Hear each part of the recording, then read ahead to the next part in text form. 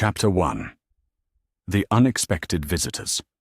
Harry Potter sat on his narrow bed, staring at the fresh bars Uncle Vernon had installed across his bedroom window that morning.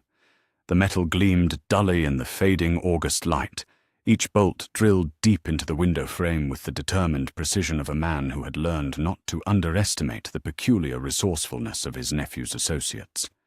The room felt smaller than it ever had before. Smaller and more suffocating, like the walls were pressing closer with each breath Harry took. His trunk sat locked in the cupboard under the stairs. Uncle Vernon had seen to that personally, muttering about no more funny business and keeping the freak contained. The only reminders of his world that remained were Hedwig, locked in her cage, and as miserable as he felt, and the memories that Uncle Vernon couldn't confiscate, no matter how many locks he installed. It had been exactly 24 hours since his birthday. 24 hours since he'd turned 12, with nothing but Dudley's leftover grapefruit rind for celebration. 24 hours since he'd learned that his friends had apparently forgotten he existed.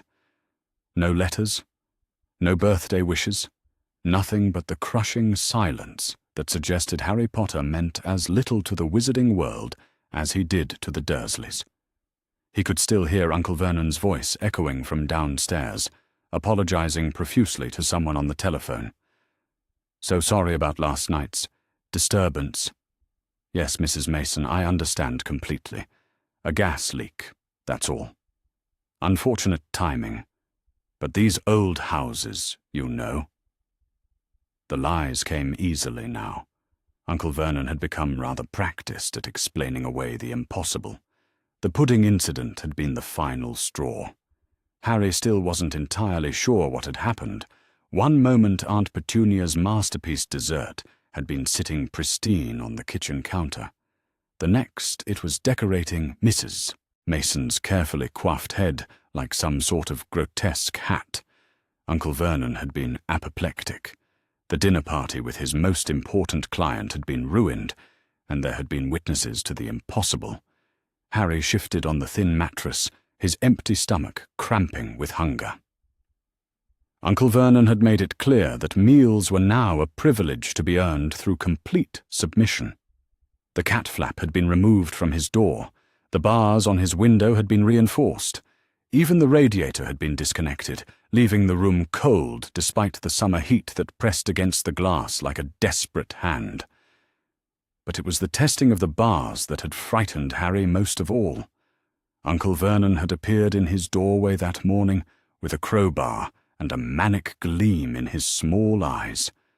For 20 minutes he had pried and pulled at each metal bar, checking every bolt, every joint, every possible point of failure.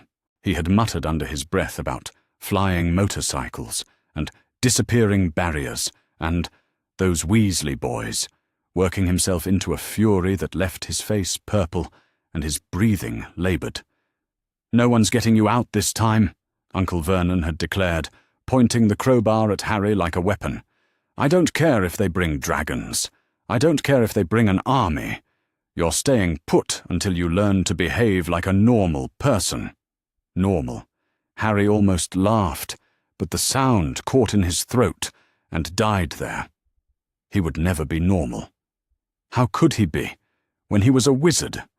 When he could talk to snakes and make glass vanish and survive killing curses that had murdered his parents? The very magic in his blood made him an abomination in Uncle Vernon's eyes, something to be contained and controlled and hidden away from respectable society.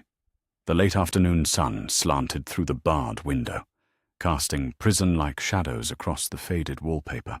Harry traced one shadow with his finger, following its path from the window to the door and back again. A circuit, a cage, a life measured in the space between walls that seemed to shrink a little more each day. Hedwig ruffled her feathers and fixed him with one amber eye. Even she seemed to understand their predicament. Even she seemed to know that rescue was unlikely this time. The Weasleys had saved him once before, but that had been different. That had been spontaneous. Uncle Vernon was prepared now. Uncle Vernon had learned. Harry closed his eyes and tried to remember what it felt like to belong somewhere. Hogwarts seemed like a dream now, something he might have imagined rather than lived. The great hall with its floating candles and star-filled ceiling, the common room fires that crackled with warmth and friendship, Ron's laugh echoing down stone corridors, Hermione's voice explaining something complicated and fascinating, Professor McGonagall's rare smile when he managed a particularly difficult transfiguration.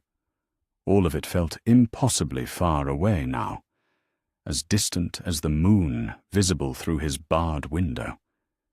The house settled around him with the familiar creaks and sighs of old wood and older grudges. Downstairs, Uncle Vernon was still apologizing, still explaining, still weaving a web of lies to protect his precious reputation. Aunt Petunia's voice drifted up occasionally, sharp and bitter as always when discussing Harry's continued existence. Dudley was out with his gang, probably terrorizing some unfortunate child who couldn't fight back, and Harry was alone. Truly, completely alone, in a way that made his chest tight and his breathing shallow, which was why the soft pop of magical displacement, when it came, made his heart leap with such desperate hope that he nearly cried out. But something was wrong. The sound was different, doubled somehow, as if two separate magical signatures had arrived simultaneously in his small prison of a room. Harry's eyes snapped open, just in time to see not one, but two figures materializing in the space between his bed and the door. The first was familiar, impossibly large ears, tennis ball-sized green eyes, a pillowcase toga that had seen better days. Dobby the house elf stood there, wringing his hands with obvious anxiety, his usual nervous energy amplified to an almost frantic degree. But beside him stood someone else entirely. The second figure was smaller than Dobby, but infinitely more imposing. A goblin, Harry realized with a start, his mind immediately conjuring images of the marble halls of Gringotts and the sharp-eyed creatures who guarded wizarding gold. This goblin wore robes of deep forest green, impeccably tailored and adorned with silver clasps that caught the dying light. His skin was pale and lined with age, his dark eyes shrewd and calculating, as they swept Harry's room with professional assessment. Most unnervingly, he carried a leather satchel that bulged with what appeared to be official documents. "Harry Potter!" Dobby squeaked, his voice higher and more strained than Harry remembered. "Dobby has brought help. Dobby has brought—" He gestured frantically at his companion, his words tumbling over each other in his haste. "This is Griphook, sir. Griphook is a barrister of goblin law and ancient magic contracts, and Griphook has read the papers, sir, and Griphook says that Albus Dumbledore has been very, very naughty indeed." The goblin, Griphook, stepped forward with the measured precision of someone accustomed to being the most dangerous person in any room. When he spoke, his voice was dry and professional, completely devoid of the emotional warmth that characterized most of Harry's interactions with magical creatures. "Mr. Potter," Griphook said, inclining his head in what might have been respect or simple acknowledgement, "we have come on official business regarding contract violations and ward manipulation that directly affect your legal status and personal safety. I trust you will give us your attention." Harry stared at them both, his mind struggling to process what was happening. What? Dobby, what's going on? And how did you get past Uncle Vernon's new bars?" Griphook's dark eyes glittered with what might have been amusement. "The bars concern Muggle security, Mr. Potter. They have no power over magical transportation. As for what is going on..." He opened his leather satchel and withdrew a thick scroll of parchment covered in dense legal text and official seals. Someone has been intercepting your mail, manipulating your financial accounts, and maintaining your placement in this establishment through means that violate several rather important wizarding statutes. The goblin's gaze swept the barred window, the bare walls, the locked cage containing Hedwig, and finally Harry himself, taking in his thin frame and the shadows under his eyes with the clinical assessment of a professional evaluating evidence. "In short, Mr. Potter," Griphook continued, his voice dropping to a dangerous whisper, "someone has been breaking the law, and we are here to serve papers." Chapter 2. Ancient Laws and Blood Protections. Harry stared at the goblin for a long moment, his mind struggling to process words that felt both impossible and inevitable. Serve papers? To who? Griphook's smile was razor-thin. To Albus Dumbledore, Chief Warlock of the Wizengamot and Headmaster of Hogwarts School of Witchcraft and Wizardry, though I suspect his most relevant title in this matter is Self-Appointed Guardian of Harry James Potter. Self-appointed? The words came out as barely more than a whisper.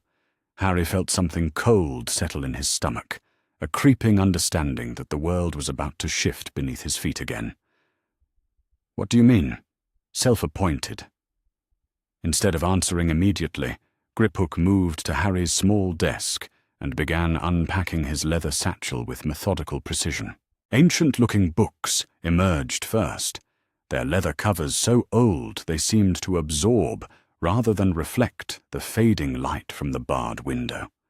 The texts were bound in what appeared to be dragon hide, their spines inscribed with runic script that seemed to shift and change as Harry watched. "Dobby," Griphook said without looking up from his unpacking, "perhaps you should explain how you came to understand Mr. Potter's situation." The house elf wrung his hands more frantically, his tennis ball-sized eyes darting between Harry and the legal documents Griphook was arranging. "Dobby has been watching Harry Potter, sir. Dobby has been very worried about Harry Potter, since Harry Potter returned to this place of badness and cruelty. And Dobby has been listening, sir, listening to his family talk about Harry Potter, and about the old times, and about things that happened before Harry Potter went to Hogwarts." Harry felt his throat tighten. "What things, Dobby?" "Terrible things, sir." Dobby's voice dropped to a whisper. "Things about blood magic and binding spells and papers that were never signed. Dobby's family knows many secrets, Harry Potter, and they laugh about them when they think no house elf is listening. But Dobby is always listening. Sir, Dobby remembers everything." Griphook looked up from his books, his dark eyes sharp with professional interest. "Tell him about the will, Dobby." The colour drained from Harry's face. "What will?" Griphook opened the largest of his ancient texts, revealing pages covered in dense runic script interspersed with official-looking seals and signatures. "Your parents' will, Mr. Potter. The legal document that should have determined your guardianship upon their deaths. The will that named Sirius Black, not the Dursleys, as your legal guardian." The words hit Harry like a physical blow. He sat down heavily on his bed, his hands gripping the thin mattress until his knuckles went white. "That's impossible. Sirius Black is a murderer. He betrayed my parents to Voldemort. He's in Azkaban." "Is he?" Griphook's voice was carefully neutral. "According to what evidence, Mr. Potter? What trial records? What magical examination of the facts?" Harry opened his mouth to respond, then closed it again. He realized with growing horror that he didn't actually know any details about Sirius Black's trial or conviction. He only knew what everyone seemed to accept as fact, that Black had been his parents' secret keeper and had betrayed them to Voldemort. Griphook watched Harry's face carefully, reading the confusion and dawning realization there. "Quite so, Mr. Potter. You know what you've been told. But what you've been told and what the law requires are, I'm afraid, two very different things." The goblin turned several pages in his ancient text, pointing to a section written in both runic script and English. Wizarding guardianship law is quite specific, Mr. Potter. When magical parents die, their will must be filed with both the Ministry of Magic and Gringotts Wizarding Bank within 72 hours. The designated guardian must be notified immediately and given the opportunity to accept or decline the responsibility. If they decline, or if they are unable to fulfill their duties, the next named guardian assumes responsibility. Harry's mouth felt dry.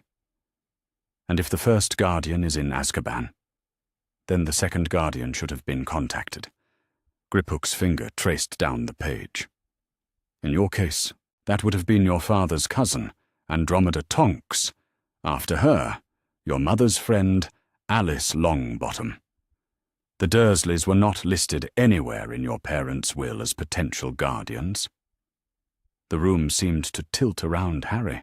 Everything he thought he knew about his placement with the Dursleys, everything he'd accepted about his life, was crumbling like sand through his fingers. Then why am I here? Griphook pulled out a scroll of newer parchment, this one bearing official ministry seals. According to these documents, Albus Dumbledore filed an emergency placement order on the night of November 1st, 1981.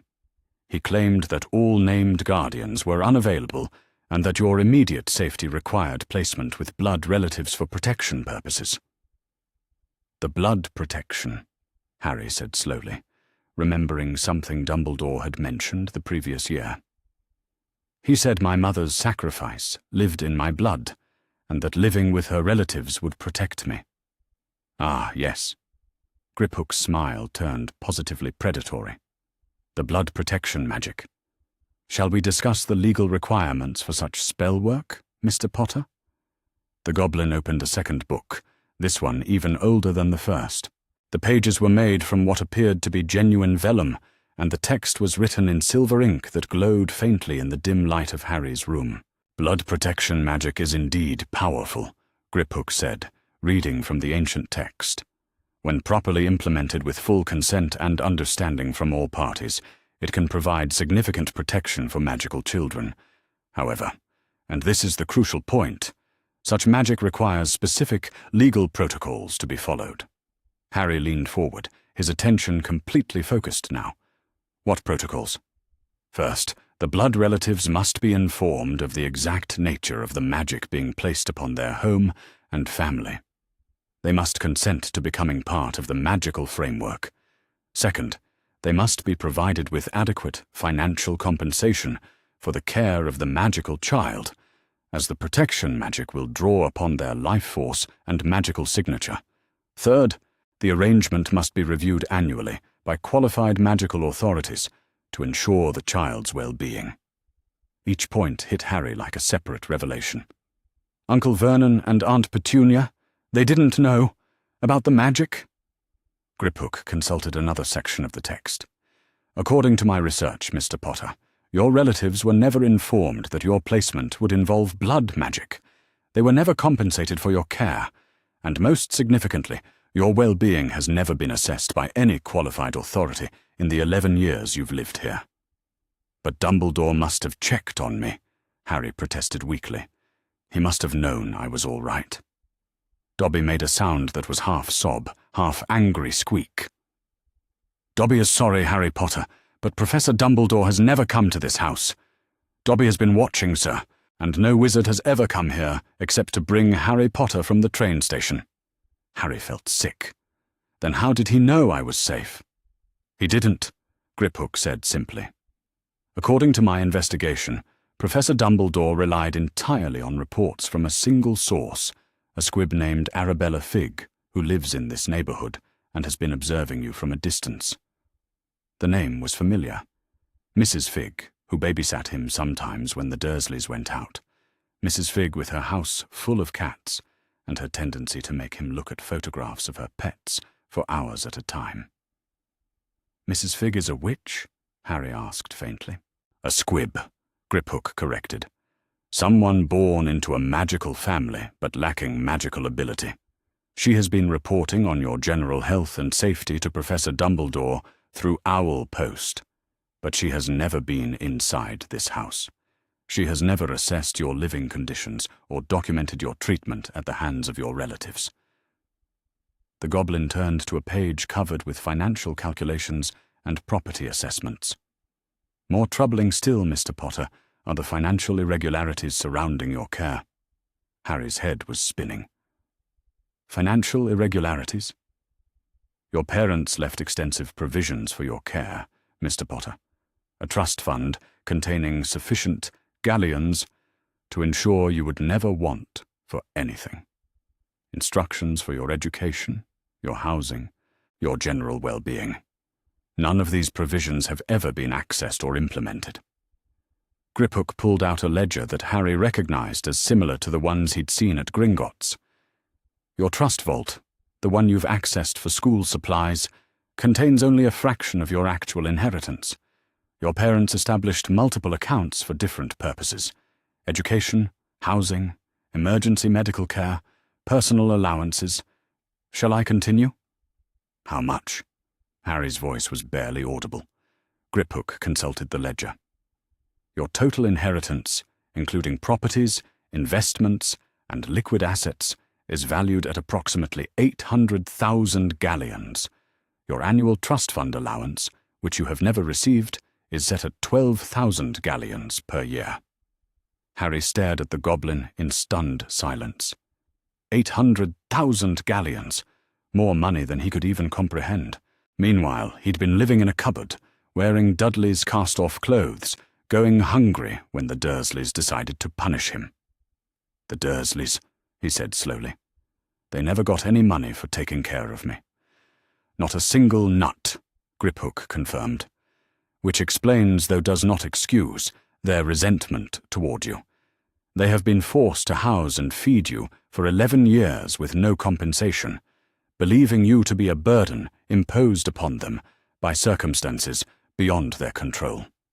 Dobby stepped closer to Harry's bed, his expression full of sympathy and anger. "Harry Potter has been treated worse than a house elf, sir. Much worse. At least house elves are fed properly and given warm places to sleep." The comparison stung because it was true. Harry had never thought about it before, but Dobby was right. House elves, for all their enslavement, were at least treated as valuable property. Harry had been treated as an unwanted burden, a shameful secret to be hidden away. "But why?" Harry asked, his voice cracking. "Why would Dumbledore do this? Why would he leave me here if my parents left money for my care? Why would he not tell the Dursleys about the magic or give them compensation?" Griphook closed his ledger with a soft snap. "That, Mr. Potter, is an excellent question. One that I believe Professor Dumbledore should answer under oath before the Wizengamot." The goblin began packing his books and documents back into his leather satchel, his movements quick and efficient.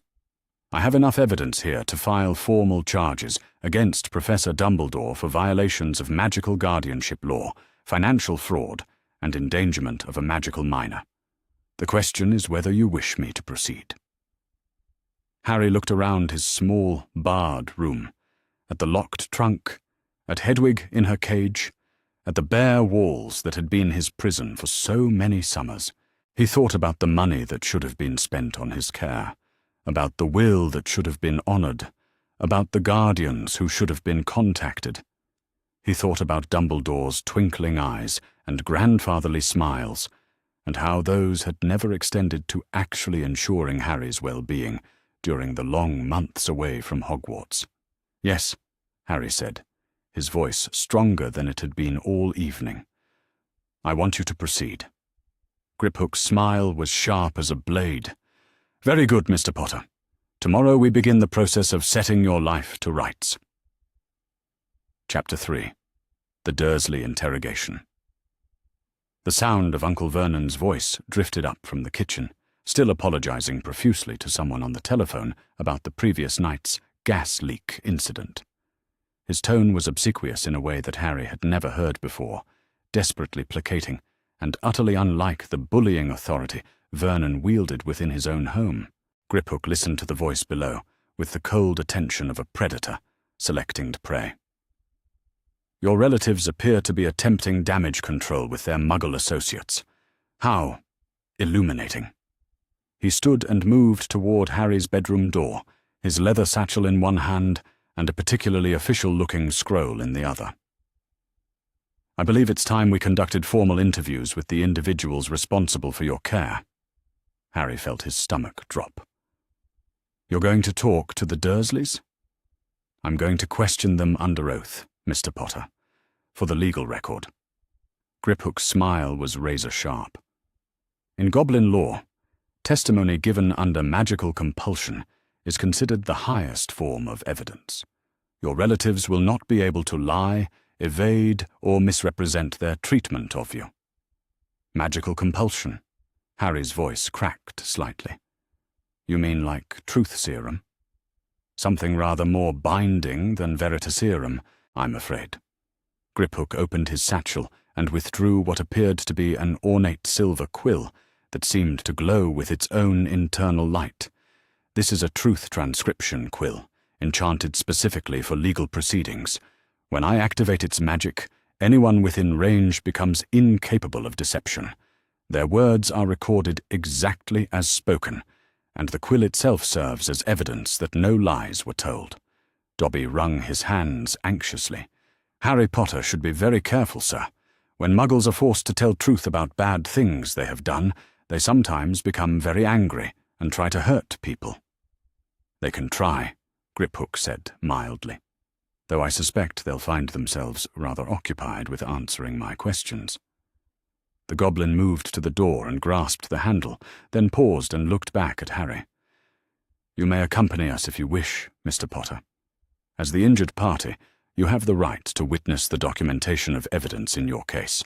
However, I should warn you that what you hear may be difficult. Harry swallowed hard. Part of him wanted to stay hidden in his room, to avoid seeing the Dursleys any more than necessary.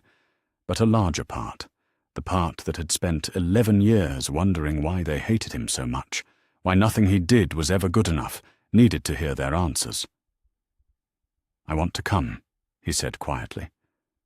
Griphook nodded approvingly. Very well. Dobby, please ensure that Mr. Potter's safety is maintained during this interview. If any of the Muggles attempt violence, you have my permission to intervene. They made their way down the narrow staircase, Harry's heart hammering against his ribs. The familiar sounds of the Dursley household, Uncle Vernon's voice from the kitchen, the television playing in the living room where Dudley was undoubtedly sprawled on the sofa, felt suddenly alien and threatening. He had never brought magic openly into this house before. He had never confronted the Dursleys with witnesses present. The kitchen door stood slightly ajar, and Uncle Vernon's voice was clearly audible through the gap. Completely understand your concerns, Mrs. Mason. Yes, absolutely. The damage to your dress will be taken care of immediately. Our insurance company will be in contact. Griphook pushed the door open without ceremony and stepped into the Dursley kitchen. The effect was instantaneous and dramatic. Uncle Vernon, who had been pacing back and forth while talking on the phone, stopped mid-sentence and went completely white. The telephone slipped from his nerveless fingers and clattered to the floor, the tiny voice of Mrs. Mason squawking indignantly from the receiver. Aunt Petunia, who had been scrubbing furiously at a pudding-stained tablecloth, dropped the cloth and pressed herself against the kitchen counter, as if she could somehow disappear into the wallpaper. Her horse-like face was a mask of terror, her pale eyes darting between Griphook and the doorway behind him where Harry appeared. "What?" Uncle Vernon began, his voice hoarse with shock. "How did you—" "The locks, the bars." "Mr. Vernon Dursley, I presume," Griphook said pleasantly, setting his leather satchel on the kitchen table and beginning to unpack his materials with methodical precision. "And Mrs. Petunia Dursley.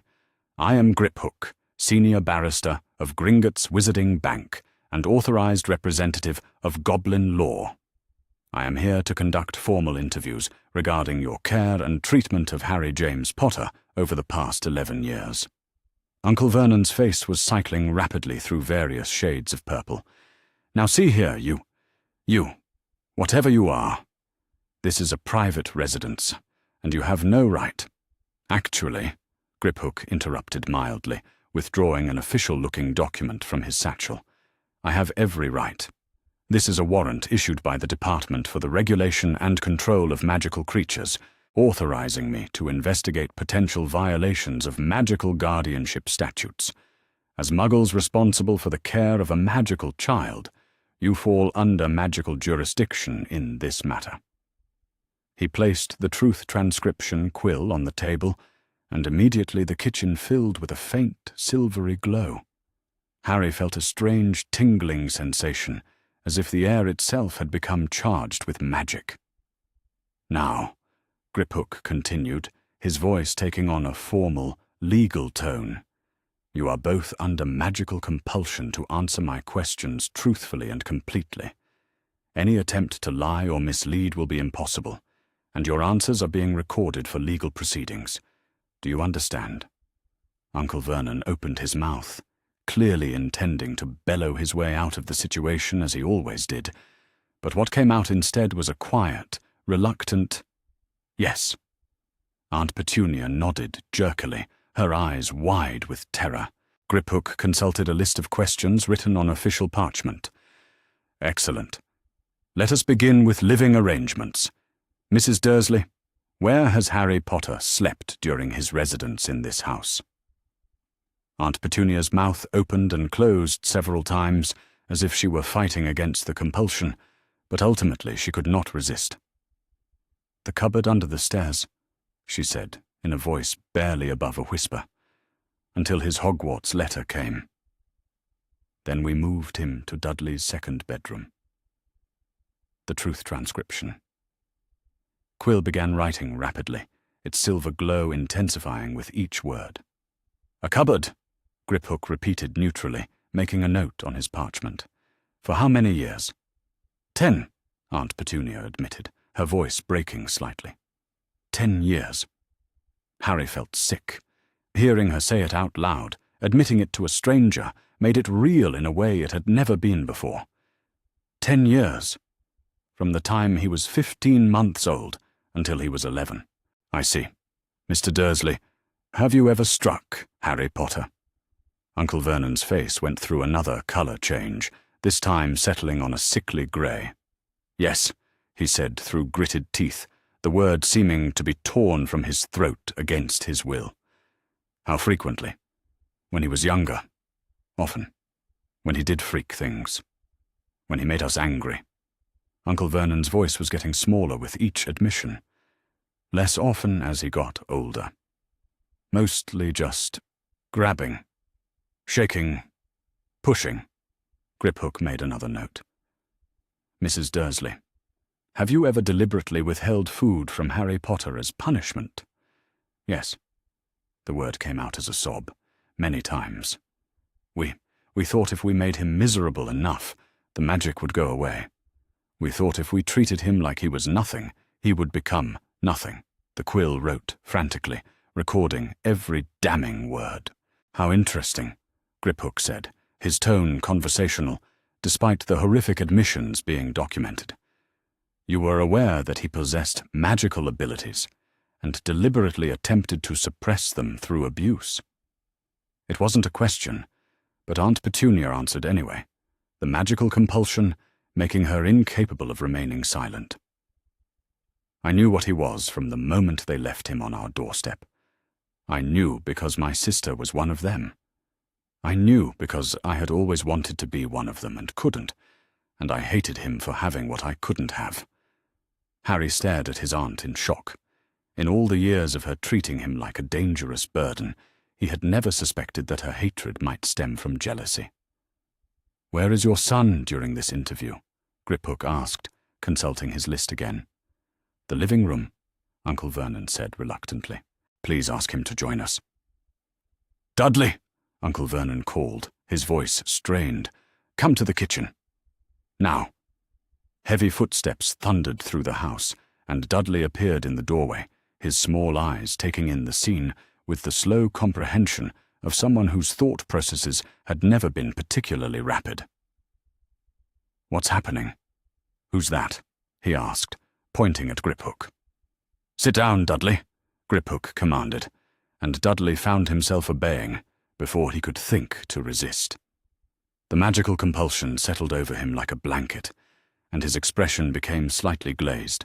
"Dudley Dursley," Griphook said formally, "how have you treated Harry Potter during the years you have lived together?" "I hurt him," Dudley said matter-of-factly, with the same tone he might use to discuss the weather. "Me and my friends, we played Harry hunting. We would chase him and try to catch him and beat him up. It was fun. How often did this occur? Whenever we were bored, whenever we wanted to. Dad said it was okay, as long as we didn't leave marks where teachers could see them." Harry felt the blood drain from his face. He had always known Uncle Vernon encouraged Dudley's bullying, but hearing it stated so plainly, so casually, was devastating. Griphook continued his methodical questioning for another 20 minutes, documenting years of neglect, abuse, and deliberate cruelty. The truth transcription. Quill never stopped writing, recording every admission, every cruel detail, every moment of calculated harm inflicted on a child they had been entrusted to protect. By the time Griphook finished, Aunt Petunia was sobbing openly. Uncle Vernon was slumped in his chair, looking like a deflated balloon, and Dudley was staring at his hands with an expression that might have been the beginning of shame. "Thank you for your cooperation," Griphook said formally, packing away the still glowing quill. "Your statements will be submitted to the Wizengamot as evidence in the case against Albus Dumbledore for violation of magical guardianship laws." He turned to Harry, his expression softening slightly. "I believe we have sufficient documentation to proceed, Mr. Potter. Your relatives have provided ample evidence that the magical protection supposedly afforded by your residence here came at an unconscionable cost to your well-being." As they prepared to leave the kitchen, Aunt Petunia's voice stopped them. "Wait," she said, her words still carrying the ring of magical compulsion. "There's something else. Something I never told anyone." Griphook paused, his hand on his satchel. "Yes?"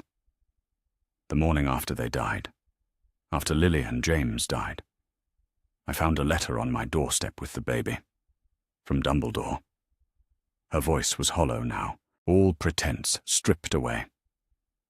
"It said that Harry would be protected here by his mother's love, but only if we took him in willingly, only if we agreed to care for him as our own.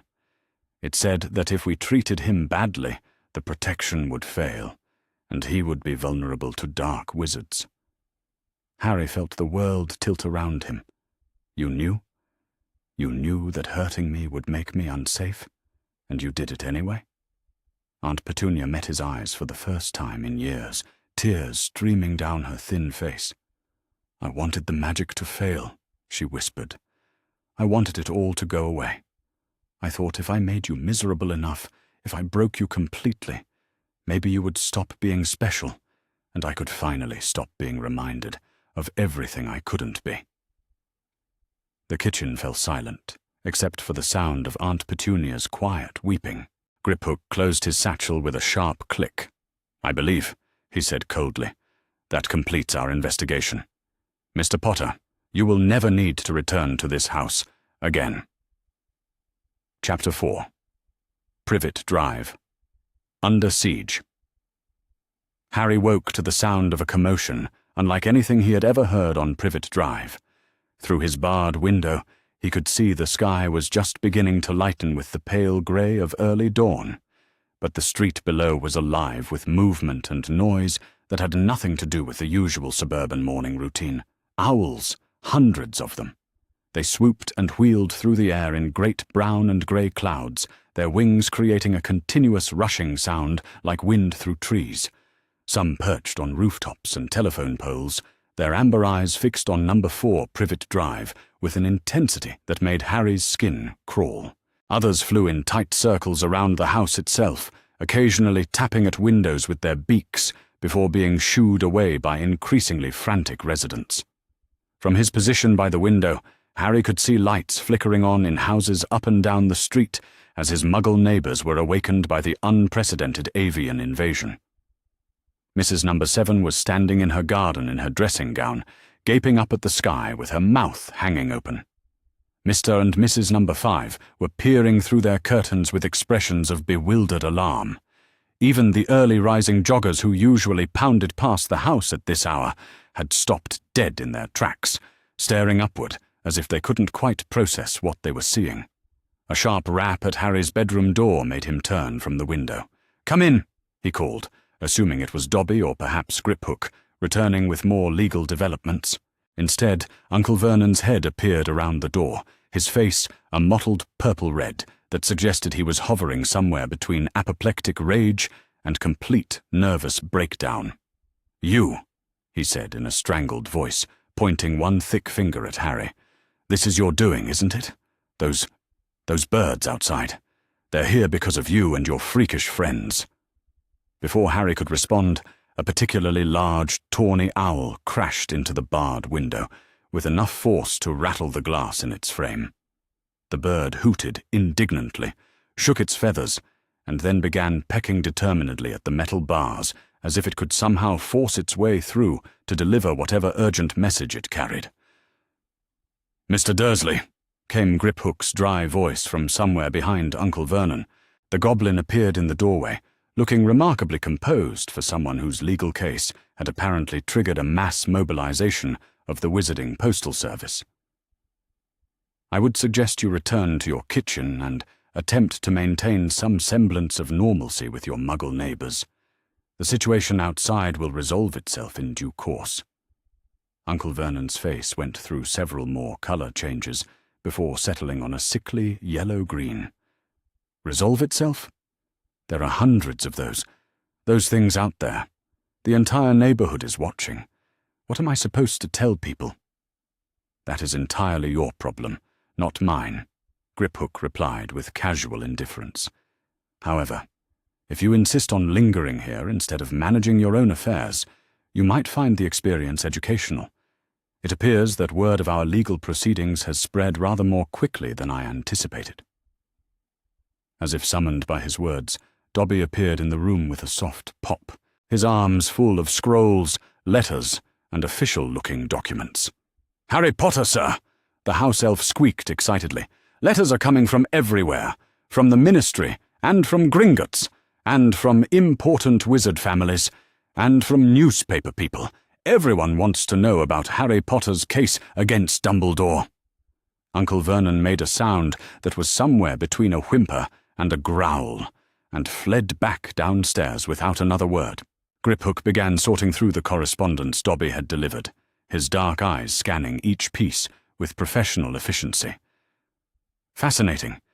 It appears that our little legal challenge has struck a nerve in several quarters." He held up a scroll bearing an official ministry seal.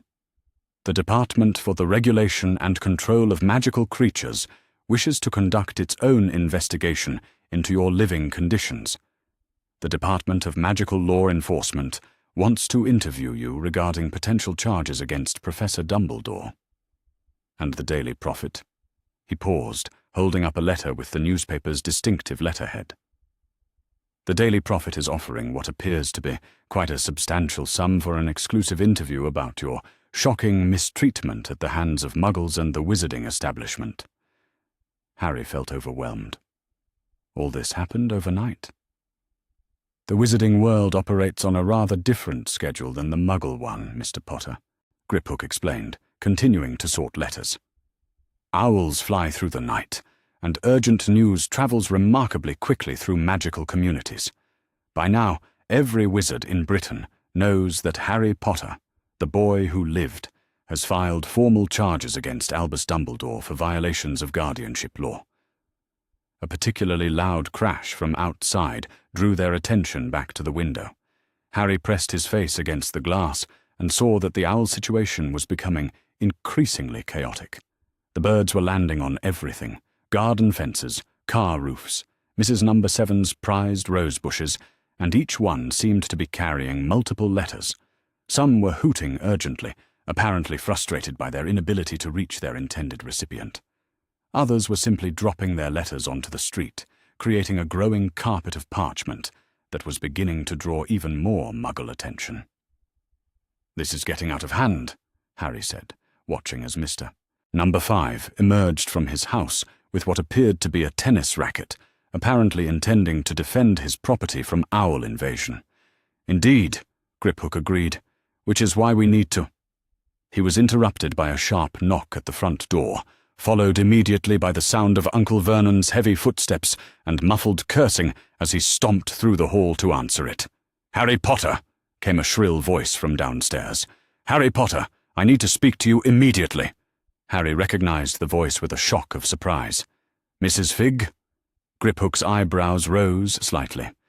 "Arabella Figg, I presume. How convenient." They could hear Uncle Vernon's blustering protests being completely ignored as Mrs. Figg's voice grew closer, accompanied by the sound of her shuffling footsteps on the stairs. Moments later, she appeared in Harry's doorway, her grey hair wild and her usually mild expression transformed into something approaching panic. "Harry, dear," she said breathlessly, her eyes darting around the room and taking in Griphook and Dobby with obvious recognition and growing alarm. "Oh, my stars, it's true then. The owls, the letters. Harry, what have you done?" "What have I done?" Harry repeated, feeling a surge of indignation. "Mrs. Figg, what are you doing here? How did you get past Uncle Vernon?" Mrs. Figg wrung her hands, her distress obvious. "I told him I was concerned about the strange bird behavior and wanted to make sure you were all right. Which is true, in its way, though not for the reasons he thinks." She glanced nervously at Griphook, who was watching her with the sort of professional interest that suggested he knew exactly who she was and why she had come. "Mrs. Arabella Figg," Griphook said formally. "Squib, Order of the Phoenix member, and Dumbledore's appointed surveillance operative for Harry Potter. How good of you to join us." Mrs. Figg's face crumpled. "Oh, Harry, I'm so sorry. I never meant for it to go so far. When Dumbledore asked me to keep an eye on you, to report on your general well-being, I thought I was helping to protect you." Harry stared at her in growing horror. "You've been spying on me? All these years, every time you babysat me, every time we talked over the garden fence, you've been reporting to Dumbledore?" "Not spying exactly," Mrs. Figg said miserably. "Just checking that you were safe, that you were healthy and growing properly, making sure the Dursleys weren't... She trailed off, apparently realizing how her words sounded. "Weren't abusing me?" Harry's voice was dangerously quiet. "But they were, Mrs. Figg. They were abusing me, and neglecting me, and treating me like I was less than human. And you knew, didn't you? You had to know." Tears began streaming down Mrs. Figg's face. "Dumbledore said it was necessary. He said that a little hardship would make you stronger, would make you appreciate goodness when you found it. He said that if you were too comfortable, too happy, you might not develop the character needed to face the challenges ahead." The room fell into a silence so complete that Harry could hear his own heartbeat thundering in his ears. Outside, the owls continued their chaotic circling, but inside Harry's small bedroom, the weight of Mrs. Figg's confession seemed to absorb all sound. "He told you to keep me miserable," Harry said finally, his voice hollow with shock. "He told you to make sure I stayed miserable." "Not miserable," Mrs. Figg protested weakly. "Just not too happy. Just humble and grateful and... Oh, Harry, I know how it sounds. I know how terrible it sounds now. But at the time, I thought I was following the orders of the greatest wizard alive. I thought he knew what was best for you." Griphook had been taking notes throughout this conversation, his enchanted quill scratching rapidly across official parchment. "Mrs. Figg," he said formally, "would you be willing to provide this testimony under magical compulsion for the legal record?" Mrs. Figg's face went white. I suppose I have to, don't I? If it will help Harry, then yes. Yes, I'll tell the truth about what Dumbledore asked me to do."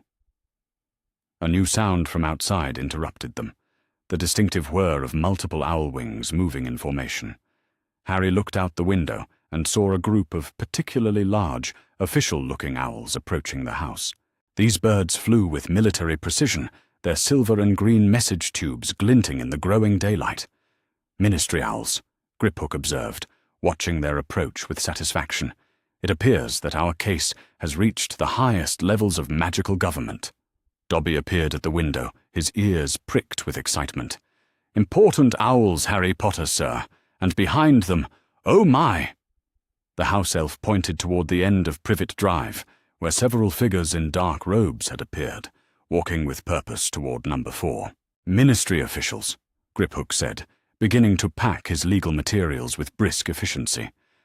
"Mr. Potter, I believe your case is about to receive official attention from the highest levels of magical law enforcement. The question is no longer whether Professor Dumbledore will face consequences for his actions. The question is how severe those consequences will be." As if to underscore his words, one of the large ministry owls landed on Harry's windowsill and began tapping insistently at the glass with its beak. Tied to its leg was a scroll bearing not just official seals, but the personal crest of the Minister for Magic himself. Harry looked around his small, barred room, at Mrs. Figg weeping quietly in the corner, at Dobby vibrating with nervous excitement, at Griphook calmly organizing documents that would reshape the wizarding world's understanding of their greatest hero. Outside, hundreds of owls circled like a living storm, and ministry officials approached with the authority of magical law behind them. For the first time in his life, Harry Potter was no longer alone and powerless. For the first time in his life, the adults responsible for his suffering were going to face consequences. "Let them come," he said quietly, watching the official delegation grow closer. "Let them all come." Chapter 5. The Potter Estate Revelation. The ministry officials had departed after 3 hours of formal interviews, leaving behind a stack of official documentation and a promise that a full investigation would be launched within 48 hours.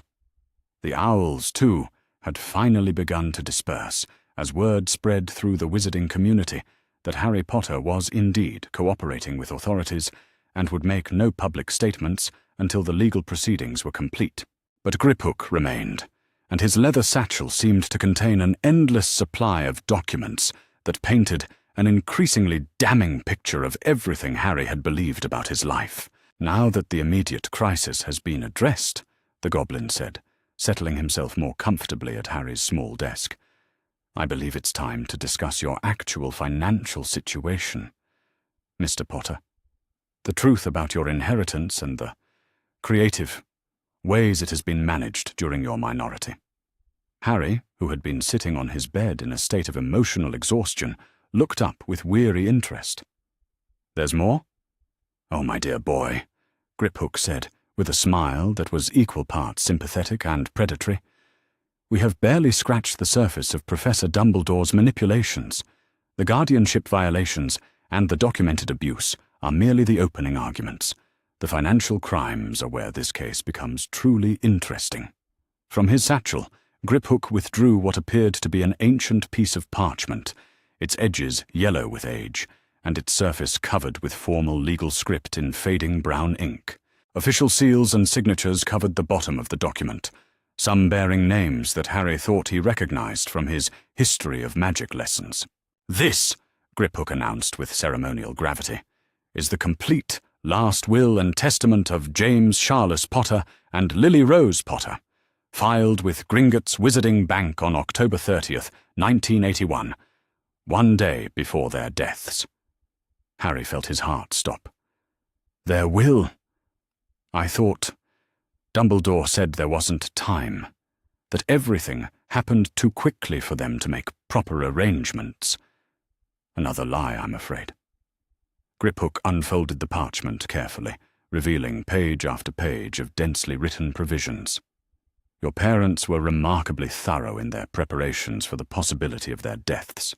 They understood the risks they faced and took every precaution to ensure your future would be secure." Dobby, who had been quietly organizing the correspondence from the morning's owl invasion, moved closer to hear Griphook's explanation. His large eyes were bright with curiosity, but Harry noticed a nervous tension in the house elf's posture that hadn't been there before. "Let us begin with the properties," Griphook said, consulting the will's first section. "Your parents bequeathed to you, free and clear, Potter Manor in the Welsh countryside, a estate of approximately 200 acres, including the main house, guest cottages, and extensive magical gardens. There is also Lily's cottage in Devon, a smaller property that your mother inherited from her grandmother and chose to preserve as a retreat. Both properties have been maintained in trust since your parents' deaths." Harry stared at the goblin in disbelief. "I own houses? Multiple houses?" "You own estates, Mr. Potter. Significant ones." Griphook turned to another section of the will. "There are also investment properties in Diagon Alley, 3 shop buildings that generate rental income, and a vault at Gringotts that has never been touched, containing what your parents termed their emergency reserves." "But I've been to my vault at Gringotts," Harry protested. "It's not that large, and there wasn't that much gold in it." Griphook's expression turned particularly sharp. "Ah, yes. Vault 687, your trust vault. A small account established for your school expenses and personal needs. What you've never been told about is Vault 213, your parents' primary account, which contains the bulk of your inheritance." The goblin withdrew a leather-bound ledger from his satchel and opened it to reveal columns of figures that made Harry's eyes water. Galleons, sickles, and nuts were listed in amounts that seemed to stretch on forever. "Your total liquid assets, as of this morning's valuation, amount to 843,000 galleons, Griphook said matter-of-factly. "Your annual trust fund allowance, as specified in your parents' will, is 12,000 galleons per year, to be distributed monthly beginning on your 5th birthday and continuing until you reach your majority." Harry felt the room spin around him. 12,000 galleons? Per year? But I've never received any allowance. I barely had enough money in my vault to buy my school books each year. "Precisely the problem," Griphook said grimly. "Professor Dumbledore, as your appointed magical guardian, has had complete control over your finances since November 1981. He has been legally empowered to access your accounts, make withdrawals, and manage your assets as he sees fit." Dobby made a small, distressed sound. When Harry and Griphook looked at him, the house elf was wringing his hands more frantically than usual, his ears drooping with what appeared to be guilt. "Dobby?" Harry asked gently.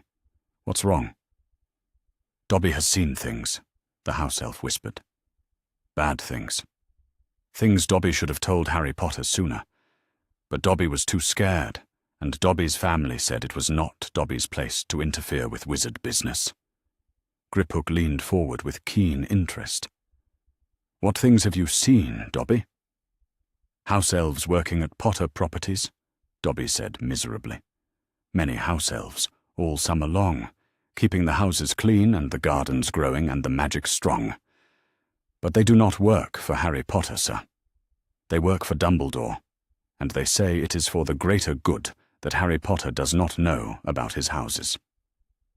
Harry felt something cold settle in his stomach. "Dumbledore has been using my houses, without telling me." "It appears so," Griphook said, making notes in his ledger. "This would constitute unauthorized use of inherited property, which carries significant legal penalties. Dobby, have you seen Professor Dumbledore at these properties personally?" Dobby shook his head. "Not Professor Dumbledore himself, sir, but his people, wizard people with order business, who come and go and use the houses for meetings and hiding places. The house elves are told to keep everything secret and clean and ready."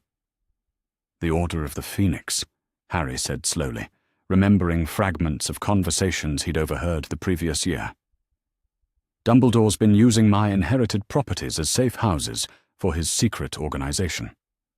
"Without your knowledge or consent," Griphook confirmed, "which violates both property law and the terms of your parents' will." He turned to another section of the document. Your parents were quite specific about how your inheritance should be managed, Mr. Potter. They established detailed provisions for your education, your living arrangements, your personal allowances, and your eventual introduction to your magical heritage. The goblin's finger traced down a particular paragraph. Listen to this. Should circumstances require our son to be placed in alternative care, his guardian shall ensure that he is provided with a comfortable home, adequate nutrition, appropriate clothing, and educational opportunities that prepare him for his role in magical society.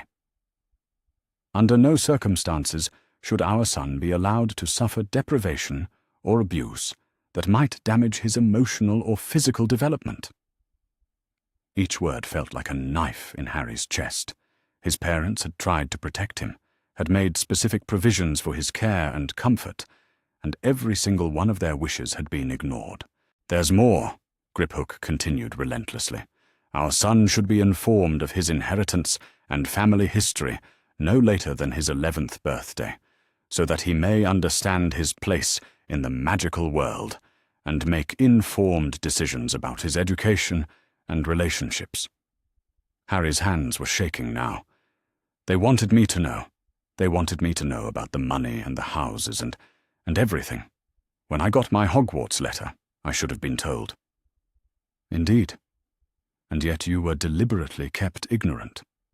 Griphook withdrew another document, this one covered with more recent entries.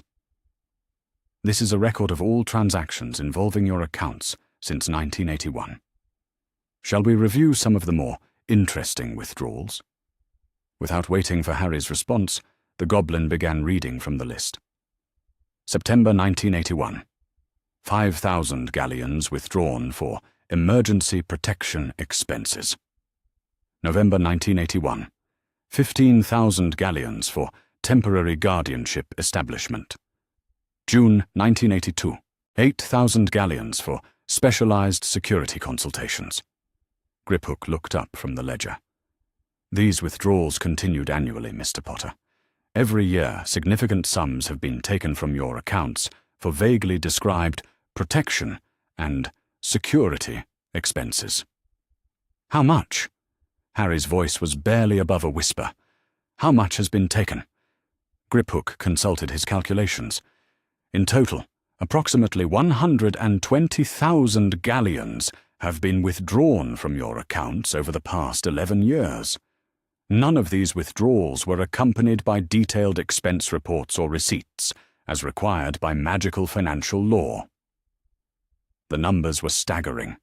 120,000 galleons, more money than Harry could even comprehend, taken from accounts he didn't even know existed, supposedly for his protection, while he lived in a cupboard under the stairs and went hungry whenever the Dursleys decided to punish him. "The really fascinating part," Griphook continued with grim satisfaction, "is that these protection expenses never actually reached the people supposedly protecting you. The Dursleys received no compensation for your care. Mrs. Fig was never paid for her surveillance services. Even the Blood Ward magic itself requires no financial maintenance." "Then where did the money go?"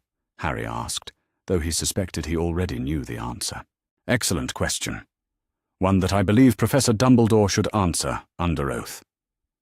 Griphook began packing his documents away again. "Mr. Potter, you have been systematically defrauded by the man entrusted with your care.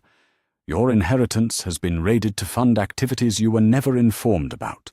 Your properties have been appropriated without your consent, and your parents' explicit wishes for your upbringing have been completely disregarded." Dobby moved closer to Harry's bed, his expression full of sympathy. "Harry Potter should have had a proper childhood, sir. Harry Potter should have had his own house, and his own house elves, and nice clothes, and good food.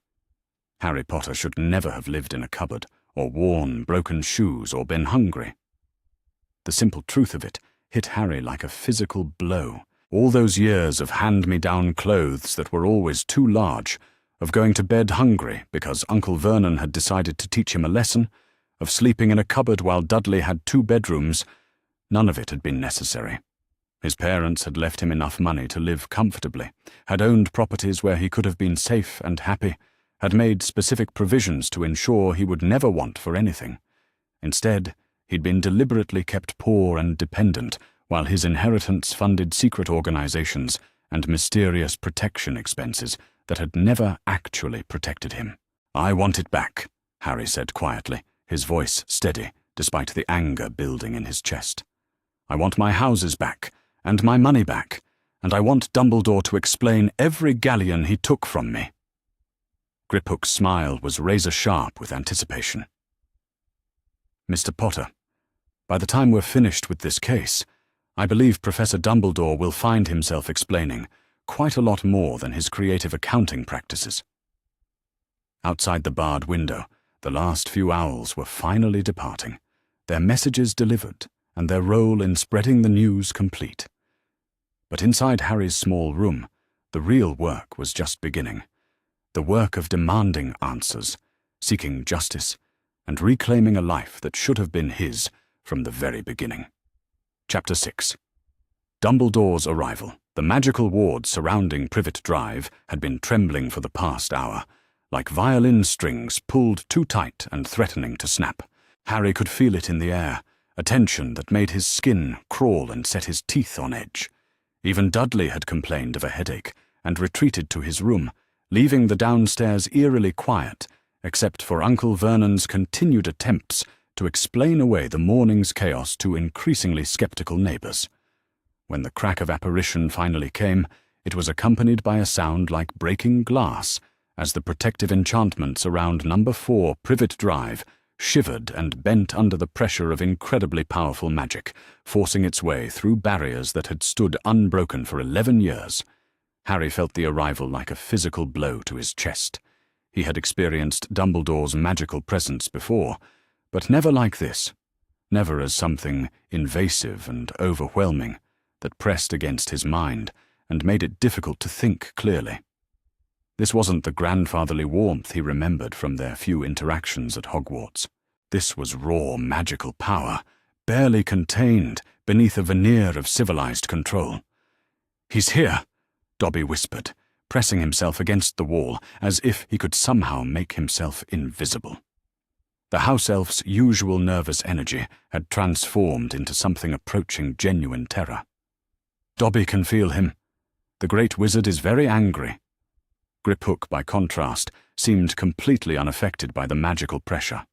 If anything, he appeared more alert and professional than ever, his dark eyes bright with anticipation as he gathered his legal documents and arranged them precisely on Harry's small desk. "Excellent timing," the goblin said with satisfaction.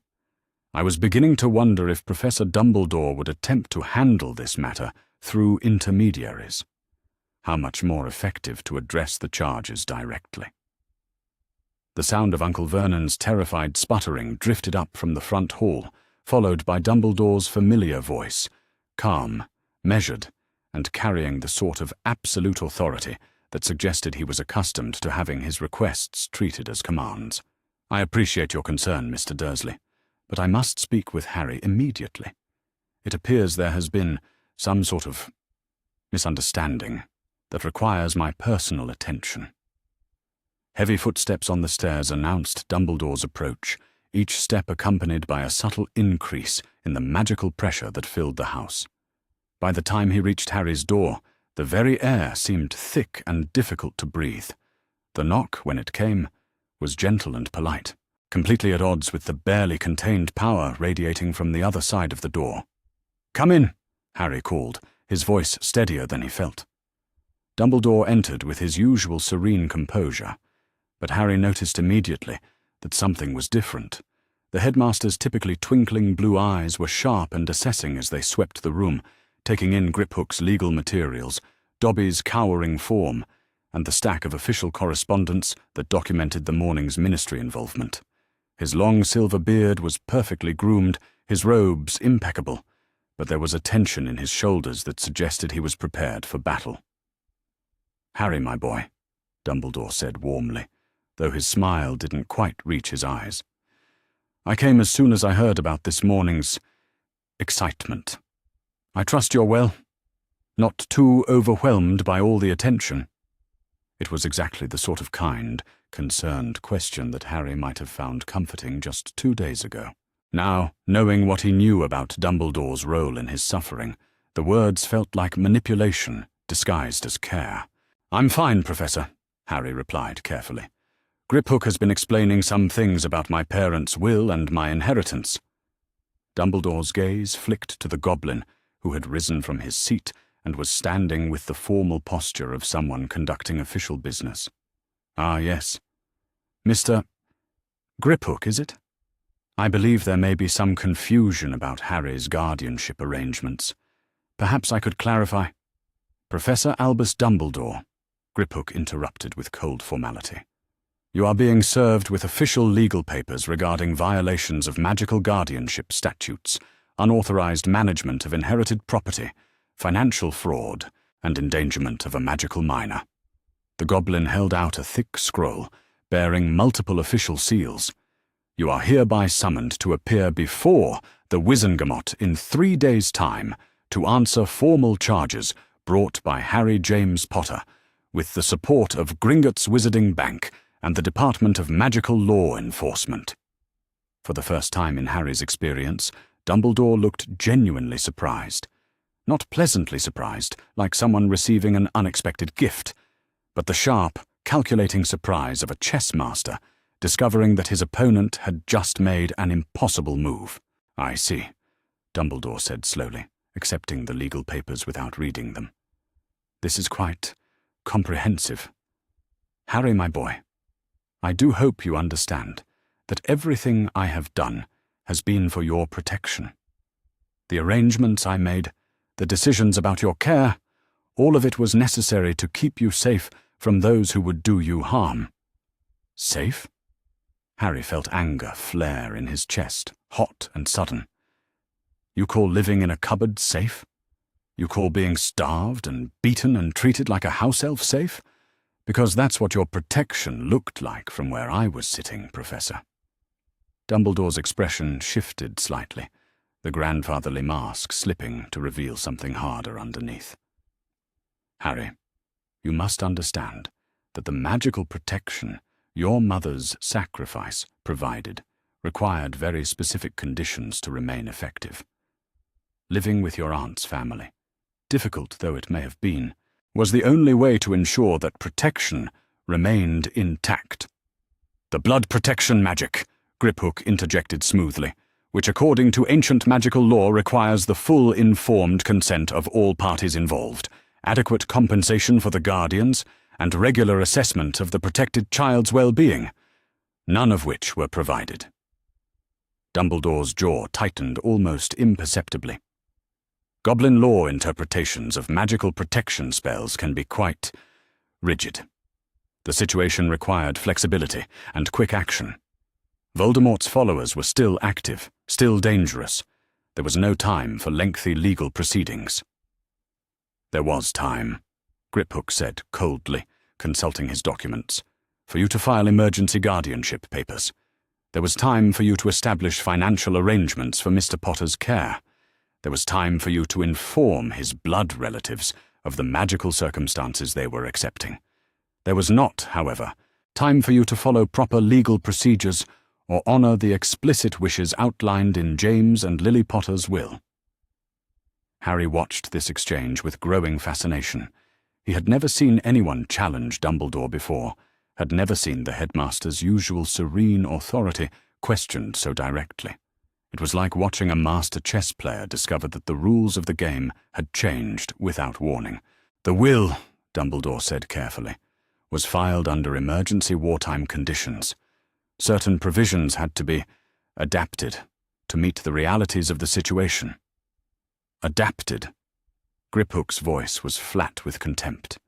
"Is that what you call appropriating Mr. Potter's inherited properties for Order of the Phoenix activities? Is that what you call withdrawing over 100,000 galleons from his accounts for unexplained protection expenses? Is that what you call ignoring his parents' explicit instructions that he be informed of his inheritance on his 11th birthday?" Each question hit Dumbledore like a physical blow, Harry could see the calculation behind the headmaster's eyes, could almost watch him, weighing how much to admit and how much to deny. The Order's use of certain properties was temporary and necessary, Dumbledore said finally. As for the financial arrangements, every expenditure was made with Harry's best interests in mind.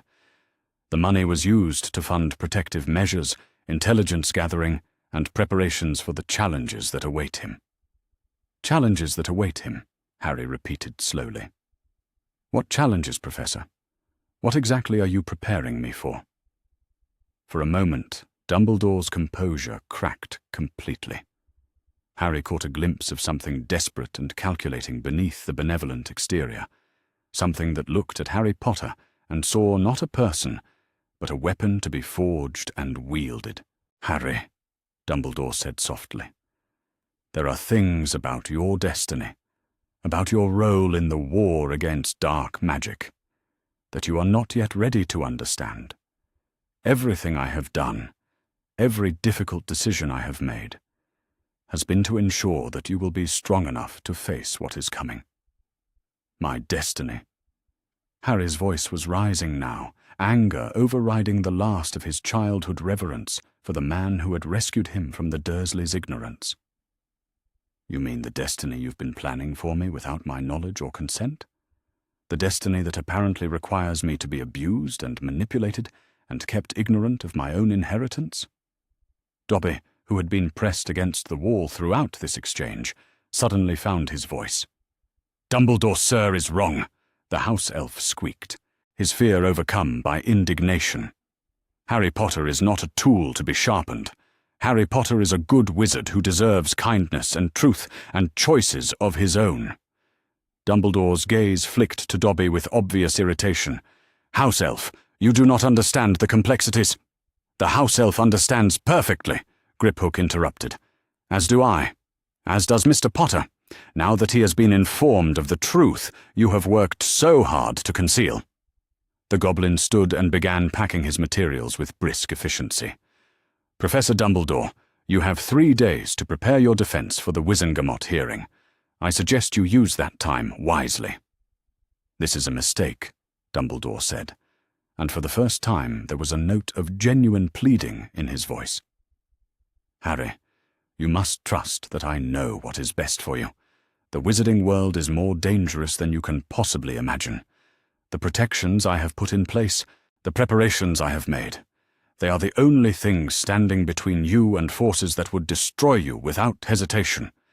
Harry looked at his headmaster, really looked at him, and saw not the wise, powerful wizard who had been his hero, but a man who spoke of trust while demanding blind obedience, who claimed to protect while inflicting harm, who insisted he knew what was best while refusing to provide the information necessary for informed decisions. If you really knew what was best for me, Professor, Harry said quietly, you would have told me the truth from the beginning. You would have honored my parents' wishes. You would have made sure I was safe and happy and informed about my own life. Dumbledore's expression hardened, the last pretense of grandfatherly warmth disappearing entirely. You are making a grave mistake, Harry, one that may cost you more than you can possibly understand. The words hung in the air like a threat, and Harry felt a chill that had nothing to do with the temperature in the room. This was not the man who had rescued him from the Dursleys' hostility, who had smiled kindly at him across the great hall, who had offered him comfort after traumatic encounters. This was someone who saw Harry's growing independence as a direct challenge to carefully laid plans, and who was prepared to do whatever was necessary to maintain control. The only mistake, Griphook said with lethal politeness, would be allowing these violations to continue unchallenged. Good day, Professor Dumbledore. We shall see you at the Wizengamot. Dumbledore looked once more around Harry's small room, his gaze lingering on the scattered legal documents that would destroy his carefully constructed narrative of benevolent protection. Then, without another word, he turned and left, the crack of his disapparition echoing through the house like a gunshot. In the silence that followed, Harry sat on his narrow bed and tried to process what had just happened, The man he had admired, trusted, and seen as the ultimate authority on right and wrong had just threatened him for daring to seek justice for 11 years of abuse and manipulation. "Mr. Potter," Griphook said gently, "are you quite certain you wish to proceed with this case? Professor Dumbledore is a very powerful wizard with many allies. Challenging him will not be easy." Harry thought of the cupboard under the stairs, of hunger and fear and years of believing he was worthless. He thought of his parents' will, ignored and violated. He thought of the money that could have given him comfort and safety, instead used to fund secret organizations he knew nothing about. "Yes," he said firmly, "I want to proceed, whatever the cost." Chapter 7. Legal Summons Served. The silence that followed Dumbledore's departure lasted only moments before the headmaster's magic signature flared again outside the house. This time, there was no dramatic crack of apparition. Instead, Harry felt the subtle shift that indicated someone had cast a privacy charm around the property. The sounds of the Muggle neighborhood, car engines, children playing, lawn mowers, faded to an almost inaudible whisper. "He's not leaving," Harry said, moving to his barred window. Sure enough, he could see Dumbledore's tall figure standing in the middle of Privet Drive, his phoenix feather wand held loosely in his hand as he maintained what appeared to be a complex series of concealment and silencing charms. Griphook joined Harry at the window, his dark eyes narrowing as he observed Dumbledore's spellwork. "Attempting damage control, I suspect. He wants to speak with you privately, away from any potential witnesses or recording devices." "I don't want to speak with him," Harry said firmly. "Not privately. Not after what he just said." "A wise decision," Griphook agreed.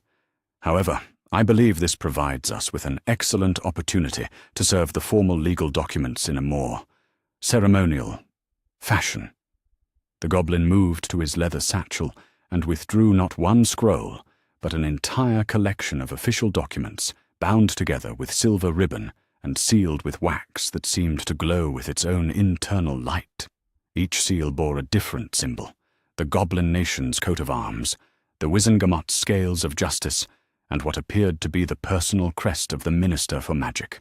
"These," Griphook announced with obvious satisfaction, "are the complete legal papers for the case of Potter versus Dumbledore. Charges of guardianship fraud, financial malfeasance, property appropriation, child endangerment, and violation of magical treaties between the wizarding government and Gringotts Bank." Harry stared at the intimidating collection of documents. "All of that? For me?" "For you, Mr. Potter, but also for every other magical child who might find themselves in similar circumstances." Griphook's expression was grave. "This case will establish important legal precedents about the rights of magical minors and the responsibilities of those entrusted with their care." Dobby, who had been unusually quiet since Dumbledore's visit, suddenly perked up. "Dobby can deliver papers to Dumbledore," the house elf offered eagerly. "Dobby can pop right up to him and give him the scary official papers and pop right back before he can try any bad magic on Dobby." "An excellent suggestion," Griphook said. "However, I believe the formal service of such important documents requires a more official approach." The goblin opened Harry's bedroom window. The bars that Uncle Vernon had installed so proudly that morning offered no resistance to Griphook's magic, and called out in a voice that somehow carried clearly through Dumbledore's silencing charms. "Professor Albus Dumbledore, you are hereby summoned to receive formal legal documentation regarding civil and criminal charges brought against you by Harry James Potter, heir to the most ancient and noble house of Potter, with the full support of Gringotts Wizarding Bank and the British Ministry of Magic." Dumbledore looked up sharply, his blue eyes flashing with what might have been anger or surprise. He made a gesture with his wand that Harry assumed was meant to prevent Griphook's voice from carrying further, but the goblin's words seemed to cut through his magic like a knife through cloth. "Furthermore," Griphook continued relentlessly, "you are notified that these proceedings will be conducted under ancient magical law with full transparency and press coverage, as is the right of any magical citizen seeking justice through the Wizengamot. "Harry!" Dumbledore called up to the window, his voice strained with the effort of maintaining his various charms while projecting through them. "Surely we can discuss this matter privately. There are aspects of your situation that cannot be safely discussed in open court." Harry felt a flare of anger. Even now, even after everything that had been revealed, Dumbledore was still trying to control the narrative, still insisting that secrecy and manipulation were for Harry's own good. "What aspects?" Harry called back, his voice stronger than he felt. "What are you so afraid of people knowing, Professor?" Dumbledore's expression shifted, and for a moment Harry saw something that looked almost like pain cross the older wizard's features. "Harry, there are prophecies, destinies, connections between you and dark forces that most people would not understand. If this information becomes public, then people will know the truth," Harry interrupted, "which is apparently something you're very afraid of." "The truth," Dumbledore repeated, and his voice carried a note of what might have been desperation. "Harry, the truth about your connection to Voldemort, about the role you must play in the coming war.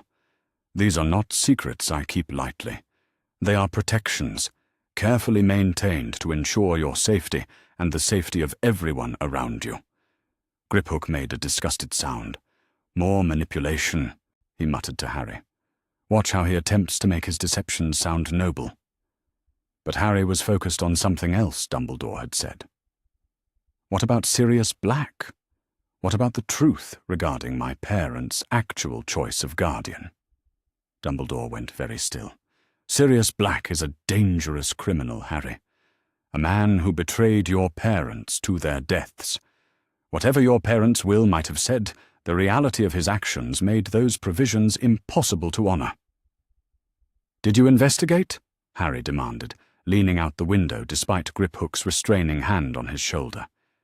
"Did you actually investigate what happened that night, or did you just accept what everyone else believed? Harry, did you use Veritaserum? Did you demand a proper trial? Did you look for any evidence that might contradict what everyone thought they knew?" Dumbledore's silence was answer enough. "You didn't," Harry said, his voice hollow with realization. "You let an innocent man go to Azkaban because it was easier than investigating, because it meant you could keep control of me without anyone questioning your decisions." "Sirius Black confessed to the crime," Dumbledore said finally. "He laughed when they arrested him. He laughed because he felt guilty about convincing my parents to change Secret Keepers," Griphook interjected smoothly, "because he knew his suggestion to use Peter Pettigrew instead of himself had led to their deaths. Guilt and madness, Professor Dumbledore, not admission of betrayal." Harry stared at the goblin in shock. "Peter Pettigrew? But he's dead.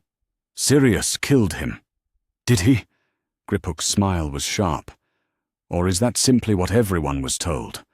What everyone wanted to believe because it was easier than asking difficult questions?" Dobby, who had been listening intently to this exchange, suddenly squeaked with excitement. "Dobby knows about Peter Pettigrew. Dobby's family talks about the Rat Man sometimes. They say he is not dead. They say he is hiding and serving the Dark Lord still." The words hit Harry like a physical blow. "Peter Pettigrew, alive? Serving Voldemort? If that was true, then Sirius Black is innocent," Harry whispered. "Sirius is innocent, and you've left him in Azkaban for 11 years. Dumbledore's face had gone very pale. "Harry, these are dangerous speculations. Even if there were irregularities in Sirius's conviction, the man is still unstable, still potentially dangerous." "Still my rightful guardian according to my parents' will," Harry said, his voice growing stronger with each word. "Still the person my parents trusted to raise me if anything happened to them." "But I know what's best for you," Dumbledore insisted, and there was something almost pleading in his voice now. "I have spent decades studying magic, fighting dark wizards, protecting the wizarding world. I have knowledge and experience that—" that you've used to manipulate and control me," Harry finished. "Professor, I'm 12 years old, and even I can see that everything you've done has been about maintaining your own power, not about protecting me." Dobby suddenly appeared at Harry's side with a soft pop, holding a small stack of parchment in his hands. "Dobby found these, Harry Potter, sir, hidden in Dobby's master's study. Papers about Harry Potter and reports about the bad treatment." Harry took the papers with trembling hands. They were written in Dumbledore's distinctive handwriting, and as he read them, he felt sick. "Monthly reports on Harry Potter's conditioning," Harry read aloud. "Subject continues to show appropriate levels of humility and gratitude. Deprivation training appears effective. Subject demonstrates proper deference to authority and shows no signs of arrogance or entitlement. Recommend continuing current placement despite minor physical hardships, as character development remains on target." The word seemed to echo in the suddenly silent street.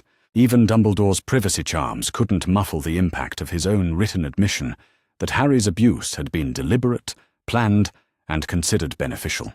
"Character development," Harry repeated, his voice barely above a whisper. "You thought starving me and letting Uncle Vernon hit me was character development?" "Harry," Dumbledore said, and his voice was broken now, stripped of its usual commanding certainty. "You don't understand the pressures, the impossible choices."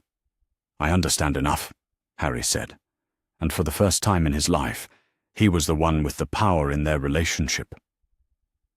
"I understand that you've been planning my entire life like I'm a chess piece. I understand that you thought suffering would make me more useful to you. I understand that you never saw me as a person at all." Griphook stepped forward and held out the collection of legal documents. "Professor Dumbledore, these are your formal summons to appear before the Wizengamot in 3 days' time. The charges include all evidence we have discussed, plus these additional documents provided by Mr. Dobby regarding your deliberate perpetuation of Mr. Potter's abuse. The hearing will be public," Griphook continued with obvious satisfaction. "The Daily Prophet has already been notified, as have several other magical publications. The wizarding world will finally learn the truth about the famous Harry Potter's childhood, and about the man who was supposedly protecting him." Dumbledore caught the papers with a flick of his wand, his movements mechanical and defeated. "Harry," he said one final time, "if you proceed with this course of action, you will be putting yourself and everyone you care about in terrible danger. There are forces at work that you cannot possibly understand, preparations that must be made for battles that are coming, whether we will them or not." "Then maybe," Harry said quietly, "you should have trusted me with the truth from the beginning. Maybe you should have treated me like a person instead of a weapon. Maybe you should have honored my parents' wishes instead of deciding you knew better than they did." Dumbledore stared up at Harry for a long moment, and in his blue eyes Harry saw something that looked like genuine regret. But it was too late for regret now. Too much had been revealed, too much damage had been done. "Very well," Dumbledore said finally. "But remember, Harry, I tried to protect you from this knowledge, from these choices, from the burden of understanding what your future must hold. When the consequences come, remember that you chose this path." With that final warning, Dumbledore disapparated, leaving behind only the fading echo of his privacy charms and the promise of a reckoning 3 days hence. Harry stood at his open window, breathing hard and shaking with the aftermath of the most significant confrontation of his young life. For the first time, he had stood up to Dumbledore. For the first time, he had demanded answers instead of accepting manipulation. "Are you all right, Mr. Potter?" Griphook asked gently.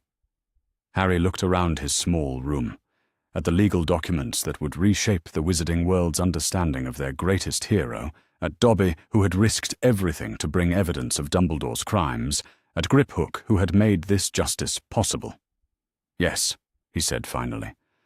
"For the first time in my life, I think I actually am." Chapter 8. Allies and Enemies Revealed. Harry woke the next morning to the sound of Aunt Petunia shrieking from the kitchen. Not her usual disapproving commentary on his existence, but genuine distress that carried a note of panic he had never heard before. He stumbled to his window. The bars Uncle Vernon had installed were now a twisted ruin of metal after Griphook's casual destruction, and looked down to see the front garden completely carpeted with newspapers. Not just newspapers, he realized as his eyes focused. Dozens of different magical publications, each bearing headlines in letters so large and bold they were visible even from his second-story window. "Boy Who Lived. Charges Dumbledore with abuse," screamed the Daily Prophet in crimson letters that seemed to pulse with their own light. "Guardianship scandal rocks Wizarding World," declared Witch Weekly in elegant script. "The Man Who Fell. Dumbledore's Dark Secrets Exposed," announced a publication Harry didn't recognize, its headline written in what appeared to be dripping black ink. Dobby appeared beside him with a soft pop, his arms full of newspapers, and his expression a mixture of excitement and anxiety. "Harry Potter, sir. Everyone in magical Britain is talking about Harry Potter's case. Dobby has been collecting the papers all morning." Harry took the Daily Prophet with trembling hands and began to read. In a shocking development that has sent shockwaves through the magical community, Harry Potter, the boy who lived and defeater of you-know-who, has filed formal charges against Albus Dumbledore, Chief Warlock of the Wizengamot and Headmaster of Hogwarts School. The charges, filed with the support of Gringotts Wizarding Bank and the Department of Magical Law Enforcement, include guardianship fraud, financial malfeasance, property appropriation, and child endangerment. According to sources close to the investigation, Mr. Potter has lived in conditions of severe deprivation with his Muggle relatives for the past 11 years, despite his parents' will specifically naming other guardians and providing substantial financial resources for his care. Most shocking of all are allegations that Professor Dumbledore not only knew of Mr. Potter's mistreatment, but deliberately perpetuated it as part of what he termed character development. The case is set to be heard before the full Wizengamot in 2 days' time, with complete transparency and press coverage. "They know," Harry said faintly. "Everyone knows." "Yes, Harry Potter, sir," Dobby said solemnly. "And many important people are very unhappy about what they have learned." As if summoned by his words, the sound of apparition from the street below announced the arrival of the first of what would apparently be many visitors. Harry looked down to see Professor McGonagall standing in the middle of Privet Drive, her usually pristine robes somewhat dishevelled, and her expression thunderous. She marched up the front path with military precision and knocked on the door with enough force to rattle the windows.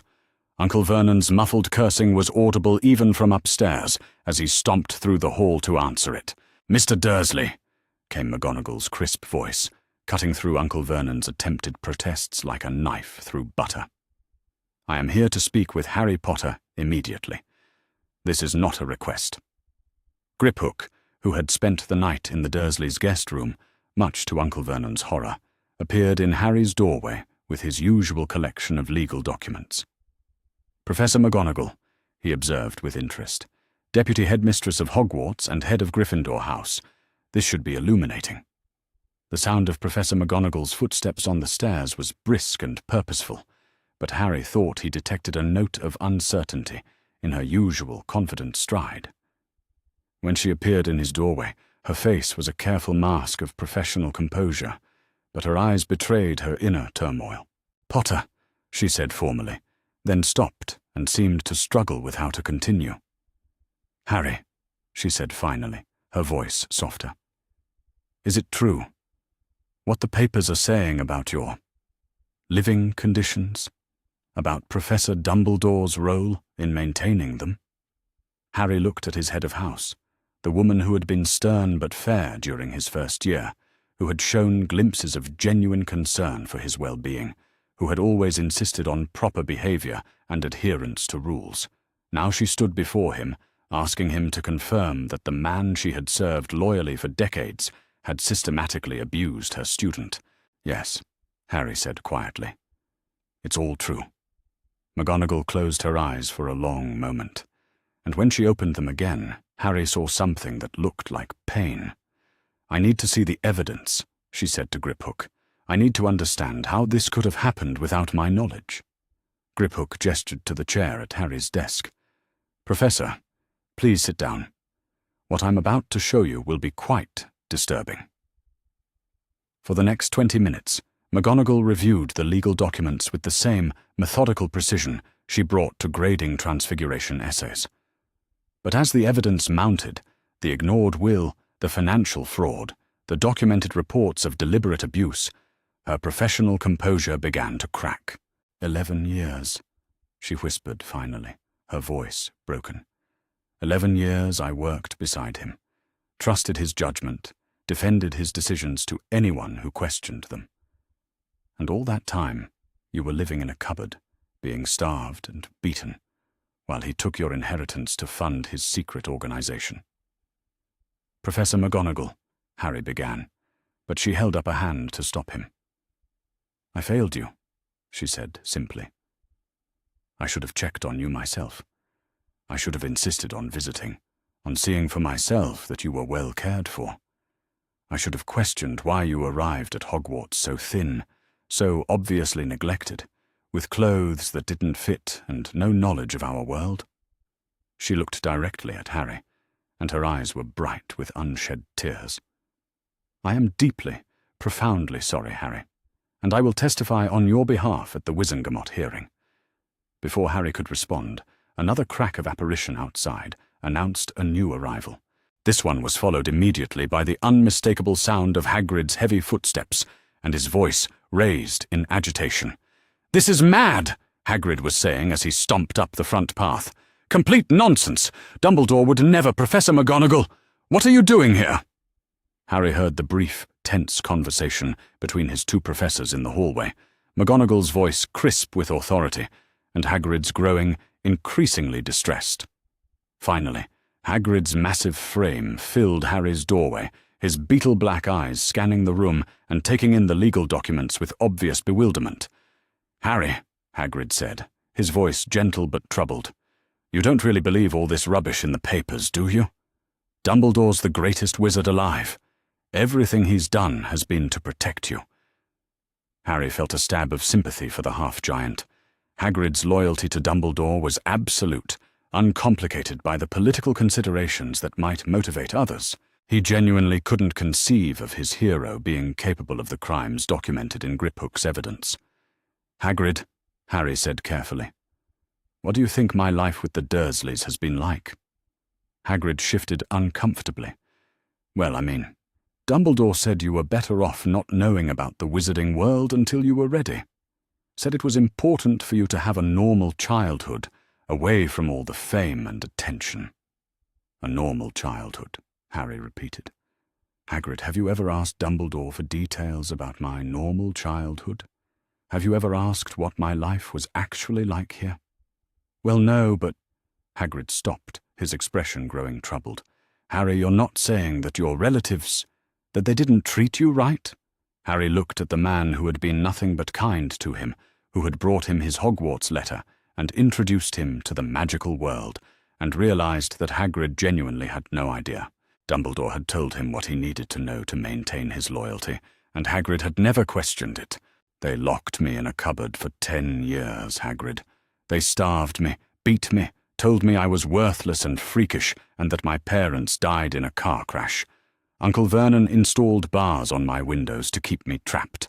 And according to these documents," Harry gestured to Griphook's evidence, "Dumbledore knew all of this, and considered it beneficial for my character development." Hagrid's face went through several expressions: disbelief, horror, confusion, and finally a kind of desperate denial. "But that can't be right. Dumbledore would never. He must have had a reason. There must be something we don't understand." A new voice from the hallway interrupted Hagrid's struggling defense. "Oh, there are many things we don't understand about Dumbledore's methods," came Severus Snape's silky drawl, "though some of us have always suspected that his benevolence was rather more selective than he would have others believe." Snape appeared in the doorway behind Hagrid, his black eyes glittering with what appeared to be vindictive satisfaction. "Potter," he said with a slight nod, "I see you've finally discovered that your precious headmaster is not quite the paragon of virtue the wizarding world believes him to be." Harry stared at his potions professor in confusion. "Professor Snape? Why are you here?" "I came to see if the reports were true," Snape said, moving into the room with his usual predatory grace, "and to offer my testimony regarding Dumbledore's flexible relationship with truth and justice." McGonagall rounded on him sharply. "Severus, what do you mean by that?" Snape's smile was cold. "I mean, Minerva, that some of us have always known that Albus Dumbledore is quite capable of sacrificing individuals for what he considers the greater good. The only surprise is that anyone is actually surprised." "You knew?" Harry's voice was barely above a whisper. "You knew he was letting me be abused?" "I suspected," Snape corrected. "Your demeanor when you arrived at Hogwarts was consistent with a child who had experienced significant trauma. Your obvious unfamiliarity with basic wizarding customs suggested deliberate isolation. Your thin frame and poorly fitting clothes indicated neglect." His black eyes fixed on Harry with an intensity that was almost uncomfortable. "I assumed Dumbledore knew and had his reasons. I did not realize those reasons included active encouragement of your mistreatment." Dobby, who had been quietly organizing correspondence during this exchange, suddenly perked up. "More letters for Harry Potter," he announced, holding up a handful of official-looking envelopes. "Important family letters." Griphook took the letters and began sorting through them. "Ah, yes. It appears that news of your case has reached the prominent wizarding families. Mr. Potter, let's see. Lord Bones offers his family's protection and legal support. The Longbottoms extend an invitation to Longbottom Manor. And this one," Griphook paused, his expression becoming particularly sharp, "is from Lucius Malfoy." "Malfoy?" Harry said sharply. "Why would Draco's father write to me?" Griphook opened the letter and scanned its contents. "He offers the full legal and financial resources of the Malfoy family in support of your case against Dumbledore. He claims to be appalled by the revelations of your treatment and wishes to ensure that justice is served upon those who would abuse their authority over magical children." Snape snorted. "How noble of him." "There's more," Griphook continued. "Mr. Malfoy mentions that he has been following this case with great interest and has already taken the liberty of funding certain aspects of the legal proceedings." Dobby suddenly looked extremely uncomfortable, his ears drooping as he wrung his hands. "Dobby must tell truth," the house elf squeaked miserably. "Dobby's master, Mr. Malfoy, he has been very interested in Harry Potter's case. Dobby thinks Mr. Malfoy wants Dumbledore to be in trouble." Harry felt something cold settle in his stomach. "He's been funding this? The legal challenge against Dumbledore?" "Not funding," Griphook said carefully. "But he may have facilitated certain aspects of the investigation. Goblin law is quite independent of wizarding politics, Mr. Potter, but information can be valuable, and Mr. Malfoy has access to considerable information about Dumbledore's activities." "So this isn't just about justice for me," Harry said slowly, the full picture beginning to come together. "This is about damaging Dumbledore politically." "Can it not be both?" Griphook asked pragmatically. "Your abuse is real. Mr. Potter, the crimes committed against you are genuine. The fact that exposing them also serves certain political purposes does not make them less true or less deserving of justice." Harry looked around his small room at the assembled adults, McGonagall racked with guilt over her failure to protect him, Hagrid struggling to reconcile his loyalty with horrifying evidence, Snape vindictively pleased to see Dumbledore challenged, and Griphook calmly managing a legal case that was apparently part of larger political maneuverings he was only beginning to understand. "What about my friends?" Harry asked suddenly. What about Ron and Hermione? Have they written? Dobby reached into his pile of correspondence and withdrew 2 letters that looked as though they had been written quickly and with considerable agitation. Harry opened Hermione's first. Harry, I don't understand what's happening. The newspapers are saying terrible things about Professor Dumbledore, and my parents are telling me I shouldn't get involved in wizarding political scandals. They want me to write and tell you that I can't be your friend anymore if you're going to attack respected authorities. I don't know what to think. Is it really true? Did Professor Dumbledore really let those awful people hurt you? I don't know what to do. Hermione. Ron's letter was even worse. Harry, Mum says I'm not allowed to write to you anymore. She says the family can't be associated with anyone who's attacking Dumbledore. Dad thinks you're being manipulated by dark wizards who want to bring down the Order. They're all angry with me for being your friend. I don't know if I believe what the papers are saying, but if it's true, if Dumbledore really knew and let it happen, I'm sorry, mate. I don't know what else to say. Harry set the letters aside and felt the full weight of his situation settle over him. His quest for justice had isolated him from his friends, made him a pawn in political games he didn't understand, and forced him to question every relationship and loyalty he had developed. Mr. Potter, Griphook said gently, are you having second thoughts about proceeding? Harry looked at the evidence of Dumbledore's crimes, at the testimony of adults who had finally opened their eyes to the truth, at the letters from friends whose families were pressuring them to abandon him. He thought about Sirius Black, innocent and rotting in Azkaban because Dumbledore couldn't be bothered to investigate. He thought about the money that should have given him a comfortable childhood, instead used to fund secret organizations. He thought about 11 years of abuse that had been deliberate, planned, and approved at the highest levels. No, Harry said firmly. Whatever games people are playing, whatever political advantage they're trying to gain, the truth is still the truth, and I'm not going to let anyone convince me that seeking justice is wrong. Then we proceed to the Wizengamot, Griphook said with satisfaction. Tomorrow, the wizarding world will hear the full truth about the boy who lived and the man who was supposed to protect him. Chapter 9. The Wizengamot Hearing. The ancient chambers of the Wizengamot were unlike anything Harry had ever experienced. Built from black stone that seemed to absorb light rather than reflect it, the circular courtroom felt less like a place of justice and more like a temple dedicated to some primordial force that predated civilization itself. Tiers of benches rose in concentric circles around a central floor, where a single chair sat isolated and exposed under the gaze of nearly 100 witches and wizards in plum-coloured robes. The Wizengamot has been dispensing magical justice for over 1,000 years, Griphook murmured quietly to Harry as they waited for the proceedings to begin.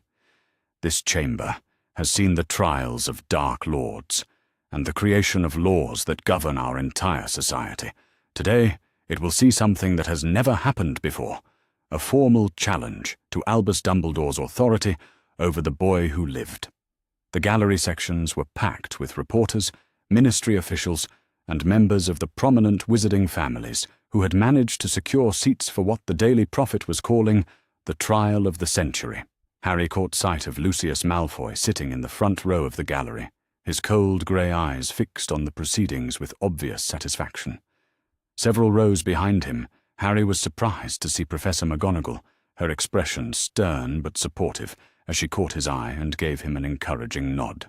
The sound of the Wizengamot's ceremonial bells echoed through the chamber, and the assembled court rose as Chief Warlock Cornelius Fudge entered through a door behind the highest tier of benches. Harry was struck by how nervous Fudge looked, sweating despite the chamber's coolness and avoiding eye contact with anyone as he took his position at the central podium. "The Wizengamot is now in session," Fudge declared, his voice magically amplified to fill the enormous space. "Today we hear the case of Potter versus Dumbledore concerning alleged violations of magical guardianship law, financial fraud, and child endangerment. He paused and dabbed at his forehead with a handkerchief. This is an unusual case, involving two of the most prominent figures in our society. We must proceed with the utmost care and attention to proper procedure. Dumbledore entered through the main doors, walking with his usual serene dignity despite the circumstances. He wore his finest robes, deep midnight blue decorated with silver stars, and his expression was calm and composed. Only Harry, who had now seen behind the mask, could detect the tension in the set of his shoulders and the careful calculation behind his twinkling blue eyes. Griphook stood and moved to the center of the floor, his collection of legal documents arranged on a podium that had been specially lowered to accommodate his shorter stature. "Honored members of the Wizengamot," he began, his voice carrying clearly through the chamber. "I am Griphook, senior barrister of Gringotts Wizarding Bank, and I represent Harry James Potter in this matter of grave legal violations." The Goblin's opening statement was methodical and devastating. He laid out each charge systematically: the ignored will, the financial fraud, the deliberate perpetuation of abuse, while court scribes recorded every word with enchanted quills that glowed whenever they documented evidence under oath. The assembled Wizengamot members listened with expressions ranging from shock to horror to carefully concealed political calculation. "To establish the foundation of our case," Griphook continued, "I call our first witness, Arabella Figg." Mrs. Figg entered the chamber looking even more nervous than Fudge, her usually wild grey hair tamed into a severe bun, and her shabby coat replaced by formal robes that looked as though they had been hastily purchased for the occasion. She took the witness chair with obvious reluctance and submitted to the truth verification spells with the air of someone facing execution. "Mrs. Figg," Griphook said formally, "please describe your relationship with Mr. Harry Potter and your instructions regarding his care." Under the compulsion of the truth spells, Mrs. Figg's testimony was painful to hear. She described in detail how Dumbledore had instructed her to monitor Harry's general health, but never to intervene in his treatment by the Dursleys. She admitted to being told explicitly that Harry should not be too comfortable or too happy, as this might interfere with his character development. Professor Dumbledore said that a little hardship would make Harry stronger, Mrs. Figg testified, tears streaming down her face. He said that if Harry was too content, he might not develop the resilience needed to face the challenges ahead. I thought I was helping to protect him." The murmur that ran through the Wizengamot at this admission was like a physical force. Harry saw several members lean forward in their seats, their expressions darkening with each revelation. Griphook's next piece of evidence was the reading of James and Lily Potter's complete will. The ancient parchment was displayed on a magical projection that allowed every member of the court to read the detailed provisions Harry's parents had made for his care. The contrast between their loving, careful planning and the reality of Harry's life with the Dursleys was stark and damning. "As you can see," Griphook said, his finger tracing key passages of the will, "James and Lily Potter specified that their son should be raised in comfort and safety, with full knowledge of his magical heritage and his inheritance. They named Sirius Black as his primary guardian, with detailed provisions for alternative arrangements, should that prove impossible. At no point do they mention the Dursley family as potential guardians." When it came time for the financial evidence, Griphook called upon 2 additional Goblin experts who presented ledgers documenting every galleon that had been withdrawn from Harry's accounts over the past 11 years. The sums were staggering, not just in amount, but in their complete lack of proper documentation or accountability. 120,000 galleons, testified the senior financial expert from Gringotts, withdrawn for vaguely described protection expenses, with no receipts, no detailed accounting, and no evidence that these funds ever reached their supposed destinations. The mood in the chamber grew increasingly hostile toward Dumbledore as the evidence mounted. Harry found himself feeling almost sorry for his former headmaster, who sat listening to the testimony with the expression of a man watching his life's work being systematically dismantled. Finally, it was Harry's turn to testify. Walking to the witness chair felt like the longest journey of his life. Every eye in the chamber was fixed on him, reporters scribbling frantically, Wizengamot members leaning forward with interest, gallery spectators straining to hear every word. The truth verification spells settled over him like a warm blanket, and he felt the peculiar sensation of knowing that lies would be impossible. "Mr. Potter," Griphook said gently, "please describe your living conditions with the Dursley family." Harry had practiced this testimony, but speaking the words aloud in the formal setting of the Wizengamot was harder than he had anticipated. He described the cupboard under the stairs, the bars on his windows, the frequent hunger when the Dursleys decided to punish him. He talked about being forbidden to ask questions about magic, about his parents, about anything that might connect him to the world where he belonged. "They told me my parents died in a car crash because they were drunk," Harry said, his voice growing stronger as he continued. "They told me I was worthless and freakish, and that I should be grateful they let me live in their house at all. When I did magic accidentally, Uncle Vernon would lock me in my room for days, sometimes weeks, with minimal food and water." The silence in the chamber was absolute. Harry could see several Wizengamot members looking genuinely disturbed by his testimony, while others appeared calculating how this information might affect the political landscape. When Harry finished, Dumbledore was given the opportunity to present his defense. The headmaster stood with his usual dignity and moved to the center of the chamber. Even under these circumstances, he commanded attention and respect simply by his presence. When he spoke, his voice carried the weight of decades of authority and the accumulated trust of nearly every person in the room. "Honored members of the Wizengamot," Dumbledore began, "I do not dispute the facts as they have been presented. Harry Potter did indeed suffer hardship during his childhood with the Dursley family. I was indeed aware of his circumstances and chose not to intervene directly. I did indeed use resources from his inheritance to fund activities related to his protection." The admission sent another ripple through the court, but Dumbledore continued without pause. "What has not been explained to this court is why these difficult decisions were necessary. Harry Potter is not merely another wizarding child. He is the only person in magical history to survive the killing curse. He carries within him a protection so powerful and so unique that it has shaped every aspect of how he must be guarded and prepared for the challenges that await him." Dumbledore gestured, and the air in the chamber shimmered as he cast what appeared to be a complex revelation charm.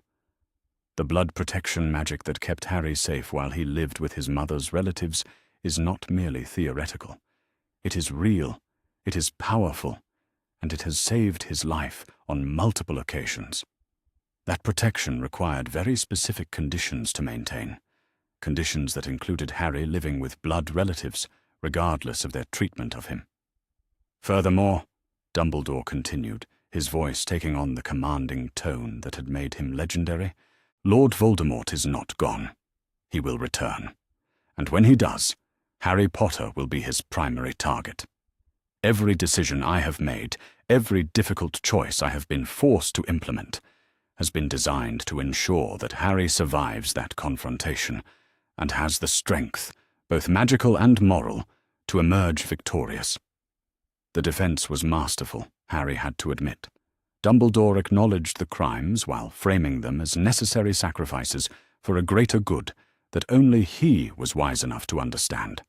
He painted himself as the reluctant guardian of secrets too dangerous for others to know, making impossible choices to protect not just Harry, but the entire wizarding world. But Griphook was ready for this defense. "Professor Dumbledore," the goblin said smoothly, "your testimony assumes that the court accepts your assessment of future threats and your exclusive authority to make decisions about Mr. Potter's life. However, magical guardianship law is quite specific about the requirements for such extraordinary measures. Did you seek approval from the Wizengamot for your unconventional methods? Did you file reports with the Department of Magical Children's Services?" Did you obtain consent from Mr. Potter's designated guardians as named in his parents' will? Dumbledore's expression tightened slightly. The circumstances were too urgent and too dangerous for conventional bureaucratic procedures. For 11 years, Griphook asked pointedly. The emergency lasted for 11 years. The danger has never ended, Dumbledore replied firmly. It continues to this day. The questioning continued for another hour, with Dumbledore defending his actions and Griphook systematically demonstrating how those actions violated both the letter and spirit of magical law. By the end, it was clear that while Dumbledore's motives might have been noble, his methods had been illegal on multiple levels. When Fudge called for the formal vote, the tension in the chamber was palpable. Each Wizengamot member cast their verdict using ancient bronze tokens that glowed as they were placed in the ceremonial scales of justice. In the matter of guardianship violations, Fudge announced, his voice strained, the Wizengamot finds Professor Albus Dumbledore guilty by a vote of 67 to 31. In the matter of financial fraud, the Wizengamot finds Professor Dumbledore guilty by a vote of 73 to 25. In the matter of child endangerment, the Wizengamot finds Professor Dumbledore guilty by a vote of 59 to 39. Harry felt a surge of vindication mixed with relief. Justice had been done. The truth had been acknowledged by the highest court in magical Britain. But Fudge wasn't finished. However, the Chief Warlock continued, the Wizengamot also acknowledges the unique circumstances surrounding Mr. Potter's case and Professor Dumbledore's genuine belief that his actions were necessary for the protection of both Mr. Potter and the wizarding world. Therefore, while Professor Dumbledore's legal guardianship of Mr. Potter is hereby terminated, he will retain his educational authority as headmaster of Hogwarts School. Furthermore, given the sensitive nature of the security concerns raised during testimony, Professor Dumbledore's sentence is limited to financial restitution and formal censure. All unauthorized withdrawals from Mr. Potter's accounts must be repaid with interest, and Professor Dumbledore is formally prohibited from making any decisions regarding Mr. Potter's personal life or financial affairs. It was a compromise, a political solution that acknowledged the crimes while avoiding the complete destruction of the wizarding world's most powerful leader. Harry felt disappointed that Dumbledore wouldn't face more serious consequences, but he also understood that complete justice had been impossible given the political realities involved. As the Wizengamot session concluded and the chamber began to empty, Harry realized that while he hadn't gotten everything he wanted, he had achieved something more important. The truth had been told, officially and publicly. Everyone now knew what had been done to him and who was responsible. For the first time in his life, Harry Potter was no longer alone with his pain. Griphook approached him as the last of the spectators filed out. "Mr. Potter, how do you feel about the outcome?" Harry considered the question carefully. "I'm not entirely happy with it," he said finally, "but I understand it. And for the first time, everyone knows the truth about what happened to me. That's worth something." "Indeed it is," Griphook agreed. "And now we must turn our attention to more practical matters, such as where you will live and how you will use your newfound independence." Harry nodded, looking around the ancient chamber where his life had been forever changed. Tomorrow he would begin the difficult process of building a new life free from Dumbledore's control. Today he had taken the first step by refusing to accept that suffering in silence was noble or necessary. The boy who lived had finally found his voice, and the wizarding world would never be the same. Chapter 10. New Guardianship Arrangements. The morning after the Wizengamot hearing, Harry woke in the guest room at the Leaky Cauldron to the sound of owls tapping insistently at his window. Tom, the innkeeper, had been extraordinarily accommodating when Griphook had explained that Mr. Potter needed temporary lodging while his new living arrangements were finalized. The room was small but comfortable, and for the first time in his life, Harry had awakened without the fear that someone would be angry with him for existing. "Harry Potter, sir!" Dobby appeared with his usual soft pop, carrying what appeared to be an entire post office worth of letters and official documents. "Many important wizarding families want to meet with Harry Potter today. They all want to offer Harry Potter homes and protection." Griphook emerged from the adjoining room, where he had been conducting correspondence with Gringotts regarding the transfer of Harry's financial accounts back to his personal control. "Indeed, Mr. Potter, it appears that every prominent family in magical Britain wishes to be associated with the boy who lived now that his independence has been legally established." Harry sat up in bed and accepted the stack of letters, scanning the official seals and elegant handwriting with growing bewilderment. "They all want to adopt me?" "Not exactly adopt," Griphook clarified, settling into the room's single chair with his usual collection of legal documents.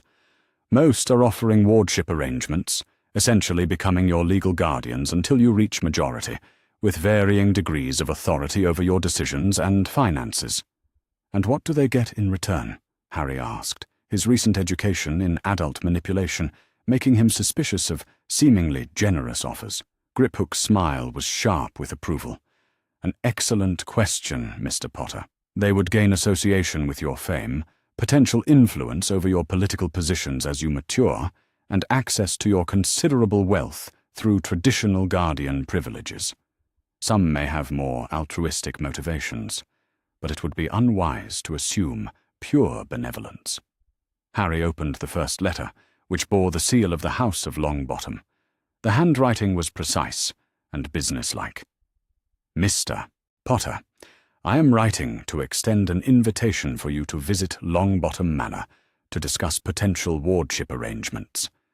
As you may know, your parents and my family were allies during the war, and I believe I could provide the stability and protection you require while respecting your newfound independence. My grandson Neville speaks of you fondly from school, and I believe you would find our home welcoming. Augusta Longbottom." "Mrs. Longbottom seems straightforward," Harry said, showing the letter to Griphook. "Lady Longbottom is indeed known for her directness," Griphook agreed. "She is also a formidable political figure who would provide excellent protection from those who might seek to manipulate you. However, she is also accustomed to being obeyed without question, which might conflict with your desire for independence." The second letter was from someone Harry had never heard of. "Dear Mr.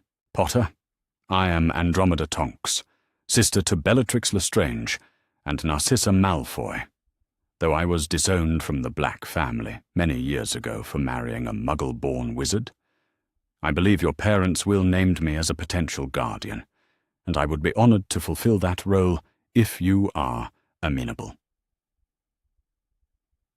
I have a daughter, Nymphadora, who is currently training to become an Auror.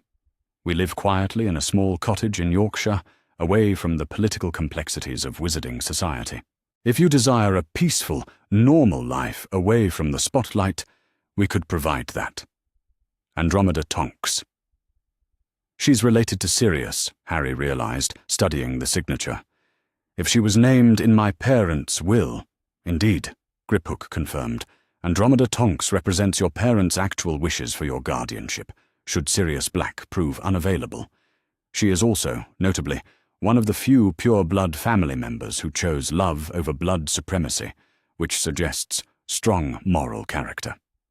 The third letter was entirely unexpected. "Mr. Potter, I am Cyrus Greengrass, and I write to extend an invitation that may surprise you, given our family's traditional political affiliations. However, the recent revelations about your treatment have caused many of us to reconsider our assumptions about the wizarding establishment. My daughter Daphne has spoken of you from school, and my family would be honored to provide you with a home where your independence would be respected, and your considerable talents could flourish without interference. I believe you would find our approach to guardianship more collaborative than controlling. Cyrus Greengrass." Harry stared at the letter in disbelief. The Greengrass family, aren't they? Pure-blood traditionalists with suspected Death Eater sympathies? Griphook finished. Indeed. which makes their offer particularly interesting from a political perspective. It suggests they believe aligning themselves with you is more advantageous than maintaining their historical loyalties. Dobby, who had been listening intently to this discussion, suddenly spoke up. Dobby knows about the Greengrass family. Harry Potter, sir. They are one of the few old families who treat their house elves kindly. Dobby's cousin Winky says the Greengrass house elves are given days off and proper food and are never punished with violence. An interesting character reference, Griphook observed. How a family treats those who have no power to resist them often reveals their true nature. There were several more letters, from the Bones family, the Abbotts, even a surprisingly formal invitation from the Weasleys, despite their earlier withdrawal of friendship.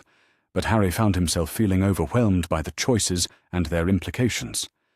"What would you recommend?" he asked Griphook. The goblin considered carefully.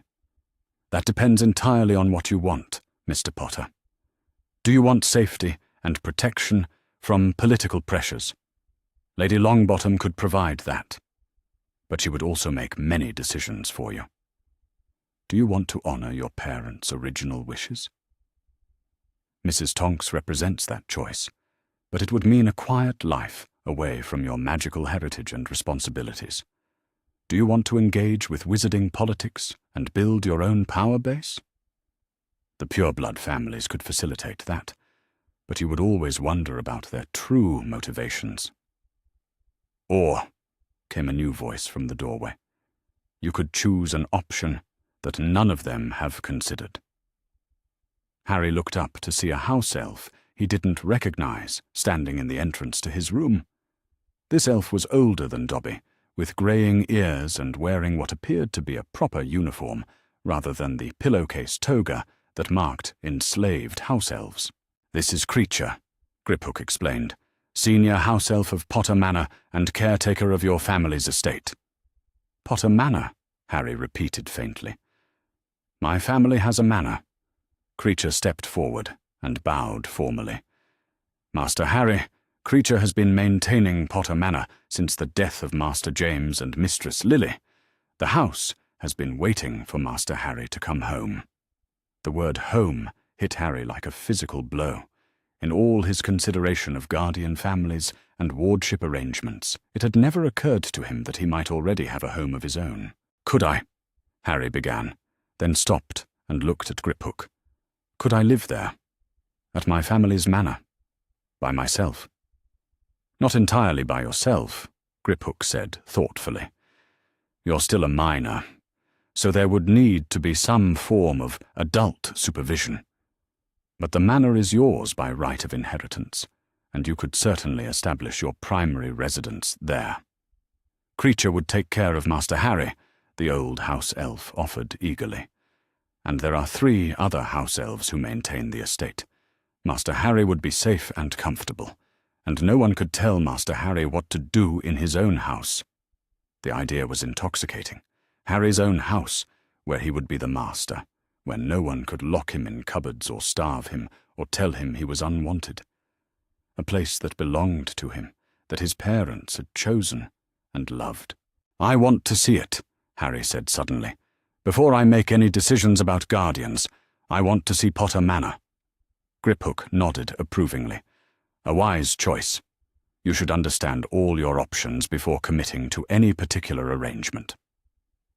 The trip to Potter Manor was accomplished via flue powder from the Leaky Cauldron's fireplace. Harry had only used flue travel once before, and he still found the spinning, disorienting journey through the magical network of connected fireplaces deeply unsettling. But when he stumbled out of an enormous stone fireplace into what appeared to be a grand drawing room, all thoughts of discomfort vanished. Potter Manor was magnificent. The room he found himself in was easily 4 times the size of the Dursleys' entire downstairs, with soaring ceilings, tall windows that let in streams of golden sunlight, and furnishings that managed to be both elegant and comfortable. But what struck Harry most was that it felt lived in and loved. Not like a museum or a formal showplace, but like a family home that had been waiting patiently for its family to return. "Welcome home, Master Harry," Creature said softly, and Harry heard genuine emotion in the old elf's voice. For the next 2 hours, Harry explored his inheritance with growing wonder. There was a library that contained more books than he had ever seen in one place, including an entire section devoted to Potter family history and magical theory. There was a potions laboratory that had obviously belonged to his mother, still containing her carefully organized ingredients and detailed notes. There was his father's study, with Quidditch trophies and photographs of friends laughing and embracing. And there were photographs everywhere, not just formal portraits, but candid shots of his parents' daily life. His mother reading in the garden, his father playing with a tiny Harry who had obviously been loved beyond measure. For 11 years, Harry had possessed exactly one photograph of his parents. Now he discovered that there were hundreds, documenting a life of joy and love that had been hidden from him for over a decade. They were happy here, Harry said softly, standing in what had obviously been the nursery prepared for him. The room was preserved exactly as it had been on the night his parents died. Toys waiting to be played with, books waiting to be read, a crib that would never hold the child it had been prepared for. Very happy, Master Harry, Creature confirmed. They loved this house, and they loved their son. Creature has kept everything exactly as they left it, waiting for Master Harry to come home. In addition to Creature, Harry met the other house elves who maintained the estate. Winky, Dobby's cousin who managed the kitchens, Tipsy, who tended the extensive magical gardens, and Blinky, who maintained the house's protective enchantments. All of them showed the same eager devotion to their duties and genuine affection for Harry that made him understand why Dobby had spoken of them so fondly. Master Harry, Dobby said shyly as they toured the gardens. If Master Harry chooses to live at Potter Manor, would Master Harry allow Dobby to work here as a free elf? The request surprised Harry. You want to work here? Even if you're free? Dobby wants to take care of Harry Potter, the elf said simply. But Dobby wants to choose to take care of Harry Potter, not be forced to. If Dobby is free, then taking care of Harry Potter is Dobby's choice, not Dobby's enslavement.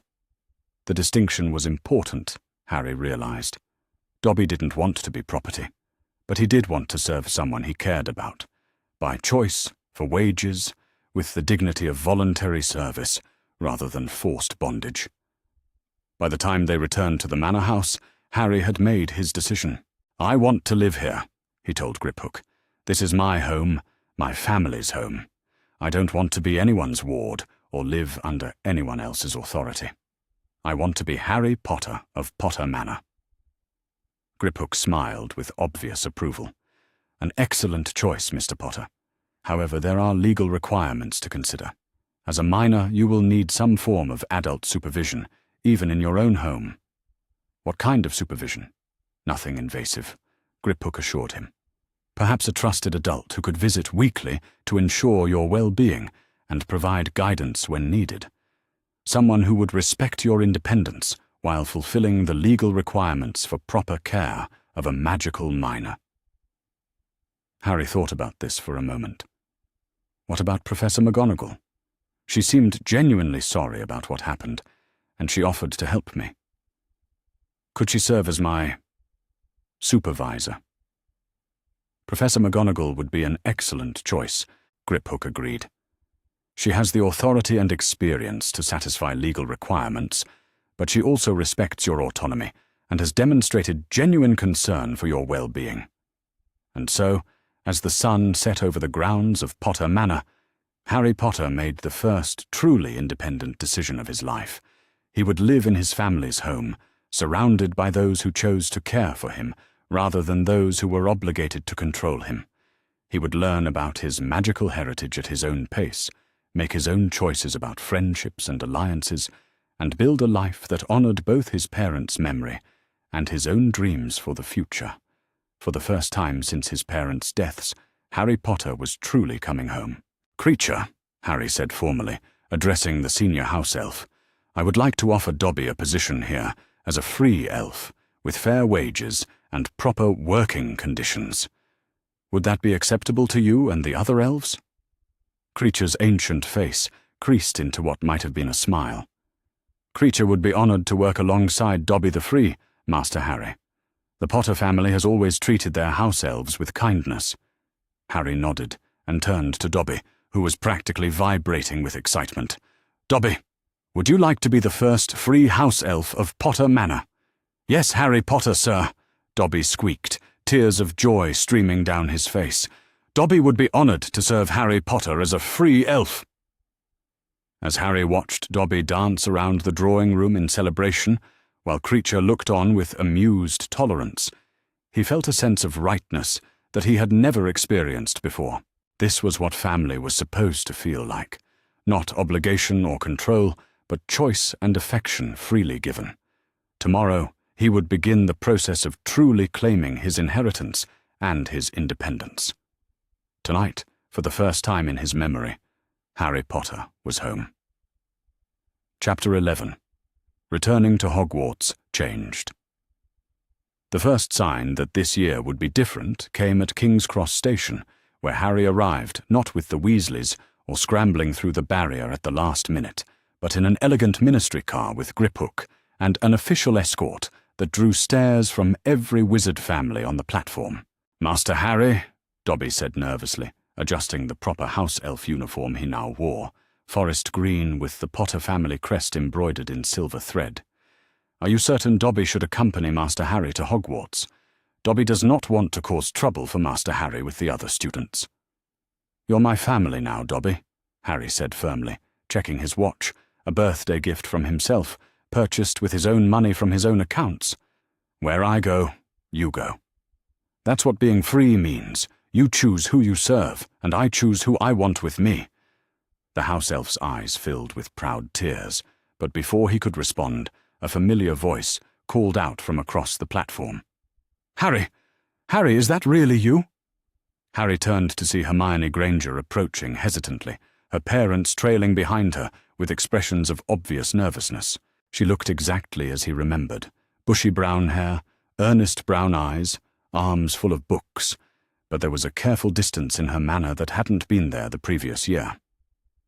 Hello, Hermione, Harry said, noting how her eyes immediately went to Dobby, then to Griphook, then to the ministry officials who maintained a respectful but obvious protective perimeter around him. I read about the trial in the papers, Hermione said awkwardly. My parents weren't sure I should. That is, they thought perhaps. She trailed off, clearly struggling with how to address the new reality of Harry's situation. They thought perhaps you shouldn't be seen talking to the boy who brought down Albus Dumbledore, Harry asked, not unkindly. I understand, Hermione. A lot of people feel that way. Hermione's face flushed with shame. It's not that we don't support you, Harry. It's just that my parents don't understand wizarding politics, and they're worried about me getting caught up in something dangerous. Before Harry could respond, another voice interrupted them. Bloody hell, Harry! Look at you! Ron Weasley stood nearby with his family, his expression a mixture of awe, confusion, and what might have been resentment. The other Weasley children clustered behind him, staring at Harry with the same expressions they might wear when observing a particularly dangerous magical creature. Ron, Harry said simply, the papers said you're emancipated now. Ron continued, his voice strained. That you've got your own house and everything. Mum says you're practically an adult in the eyes of magical law. That's correct, Harry confirmed. The Wizengamot ruling granted me full control over my inheritance and living arrangements. An uncomfortable silence fell over the group. Harry could see other students and families throughout the platform, taking notice of their conversation. Some moving closer to eavesdrop while others conspicuously moved away. Right then, Ron said finally. Well, see you at school, I suppose. The farewell was awkward and strained, nothing like the easy friendship they had begun to develop the previous year. As the Weasley family moved toward the Hogwarts Express, Harry heard Mrs. Weasley's voice carrying back to him. Told you children not to get too involved with all that business. Political complications we can't afford. Master Harry, Dobby said quietly, Your friends seem scared of Master Harry's new independence. They're scared of the responsibility, Griphook observed from where he stood, reviewing final paperwork for Harry's return to school. Your friendship was simple when you were just another student they could help or rescue. Now that you have real power, real independence, they must consider the implications of their association with you. The train ride to Hogwarts was unlike anything Harry had experienced before. Instead of finding a compartment with friends and settling in for hours of casual conversation, he found himself in a specially reserved car that had been designated for his use by the Ministry. The privacy was welcome, but it also emphasized how dramatically his situation had changed. Through the window he could see other students peering curiously toward his car, whispering among themselves and pointing when they thought he couldn't see them. Word of his legal emancipation and the revelations about Dumbledore had clearly spread throughout the young wizarding community. "They don't know how to treat me anymore," Harry mused to Dobby as the countryside rolled past outside their window. "Change is frightening, Master Harry," Dobby replied wisely. "When someone rises above their expected place, it makes others wonder if their own places are secure." The arrival at Hogwarts was even more dramatic than the departure from London. Instead of riding in carriages with the other students, Harry was escorted directly to the castle by Professor McGonagall, who maintained her professional composure despite the obvious emotional weight of their new relationship. "Potter," she said formally, as they walked through corridors he remembered from his first year. "There have been some adjustments made to accommodate your new legal status. You will not be residing in Gryffindor Tower this year." "Oh?" Harry tried to keep his voice neutral, though he felt a pang of loss at this news. The headmaster felt it would be inappropriate for an emancipated minor to be subject to the same dormitory supervision as dependent students, McGonagall explained, her voice carefully controlled. "You've been assigned private quarters in the East Wing, with direct access to the grounds should you need to conduct business that requires privacy from school oversight." The subtle emphasis on business made it clear that everyone understood Harry's new status came with responsibilities and connections that extended far beyond typical student concerns. The Great Hall fell silent when Harry entered for the welcoming feast. Not the gradual quiet that might accompany any notable arrival, but the immediate, absolute silence of several hundred students and faculty members trying to process the sight of Harry Potter walking to the staff table instead of joining the Gryffindors. "Mr. Potter," Dumbledore said, as Harry approached the high table, his voice carrying clearly through the hushed hall. "How good to see you return to Hogwarts. I trust your summer was enlightening." The headmaster's blue eyes no longer twinkled when they looked at Harry. They were careful, wary, and perhaps a little sad. The man who had once spoken to him with grandfatherly warmth now addressed him with the careful politeness reserved for political equals whose loyalties were uncertain. "Very enlightening, Professor," Harry replied evenly. "I learned quite a lot about my family's history and my place in the wizarding world." Professor McGonagall gestured toward a chair that had been placed at the end of the staff table. "Mr. Potter, as an emancipated minor under the protection of Gringotts Bank, you are welcome to observe the sorting ceremony from here before retiring to your private quarters." Harry took the offered seat and tried to ignore the hundreds of eyes fixed on him from the house tables below. At the Gryffindor table, he could see Ron and Hermione sitting with their housemates, occasionally glancing in his direction with expressions of confusion and loss. Dumbledore rose to give his traditional start-of-term speech, but Harry noticed immediately how different it was from the warm, rambling welcome he remembered from the previous year. "Welcome," Dumbledore said, his voice lacking its usual enthusiasm, "to another year at Hogwarts School of Witchcraft and Wizardry. As always, we gather here to learn, to grow, and to prepare ourselves for the challenges that await us in the wider world." He paused, his gaze flickering briefly to Harry before continuing. "This year, we are reminded that the bonds between teachers and students, between the school and the families who entrust their children to our care, are built on trust, responsibility, and mutual respect. When those bonds are strained, we must all work to rebuild them in ways that serve the best interests of every member of our community. It was as close to a public acknowledgement of their legal battle as Dumbledore was likely to make, but everyone in the hall understood the subtext. The great Albus Dumbledore had been challenged and found wanting, and the balance of power at Hogwarts had shifted in ways that no one fully understood yet.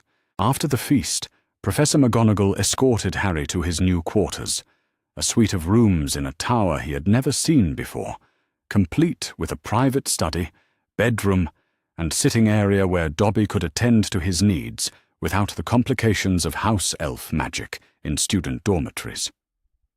These rooms belonged to the previous deputy headmaster, McGonagall explained, as she showed him around.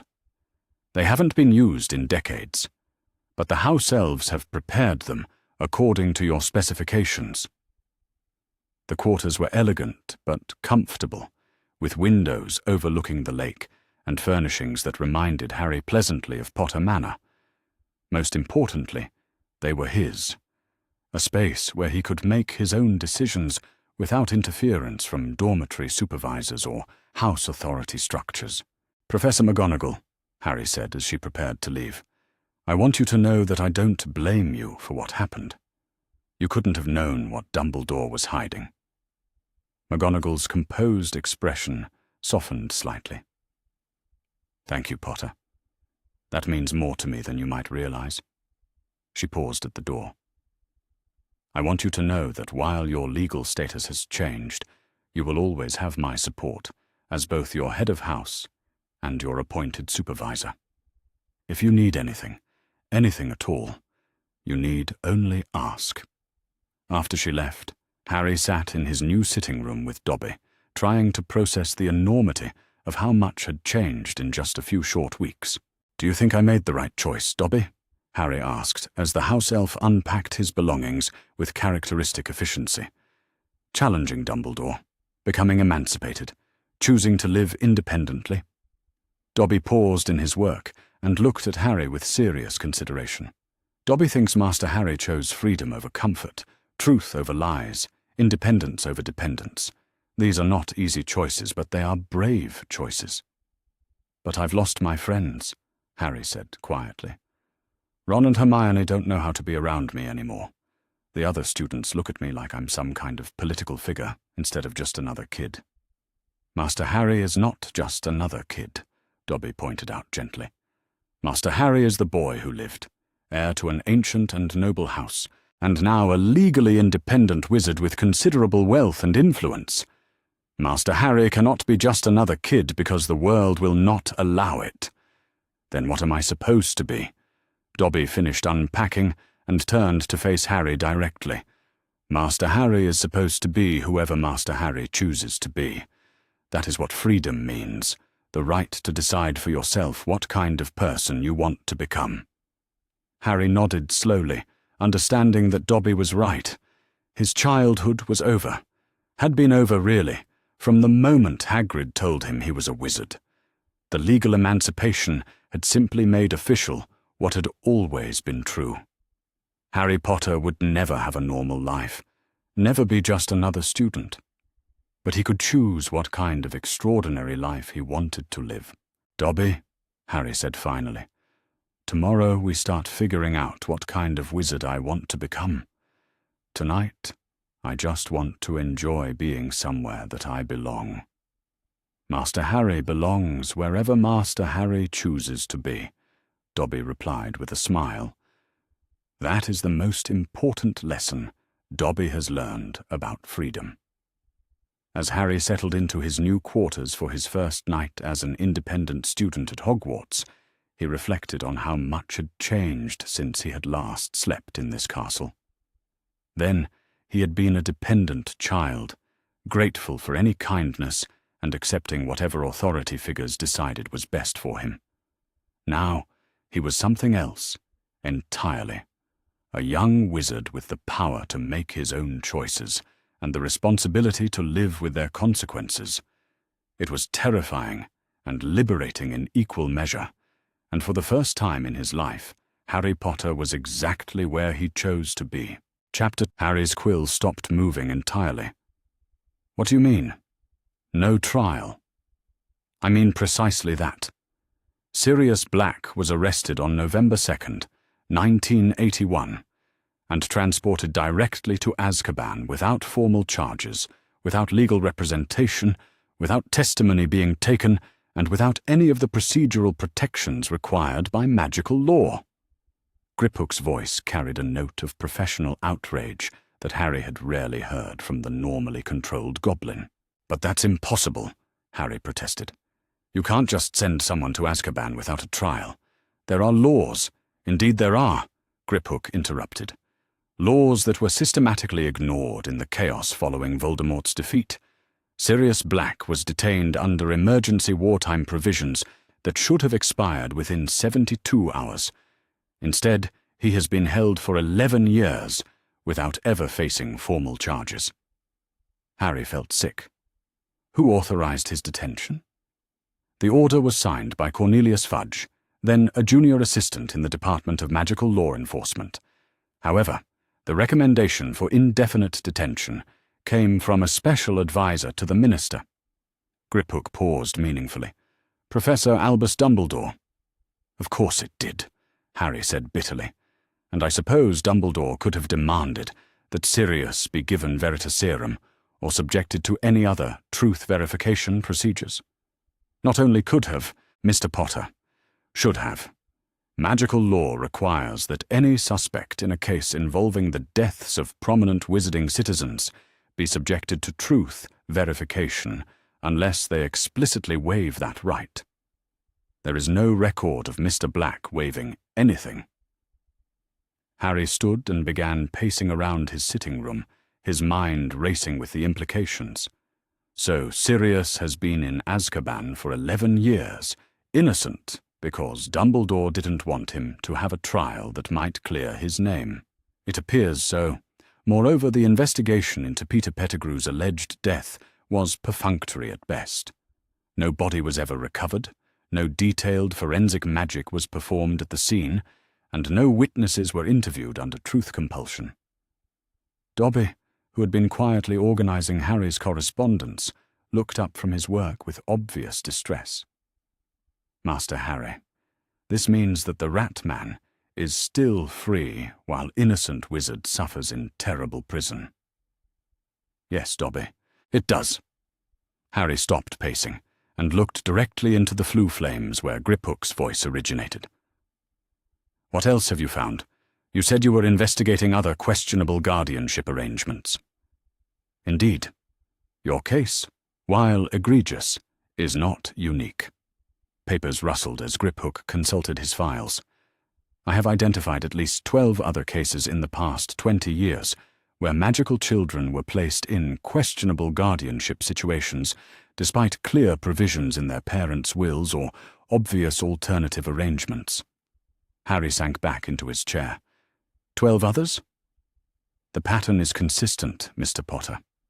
Children with significant magical potential, substantial inheritances, or notable family connections were placed with guardians who either could not or would not advocate for their best interests.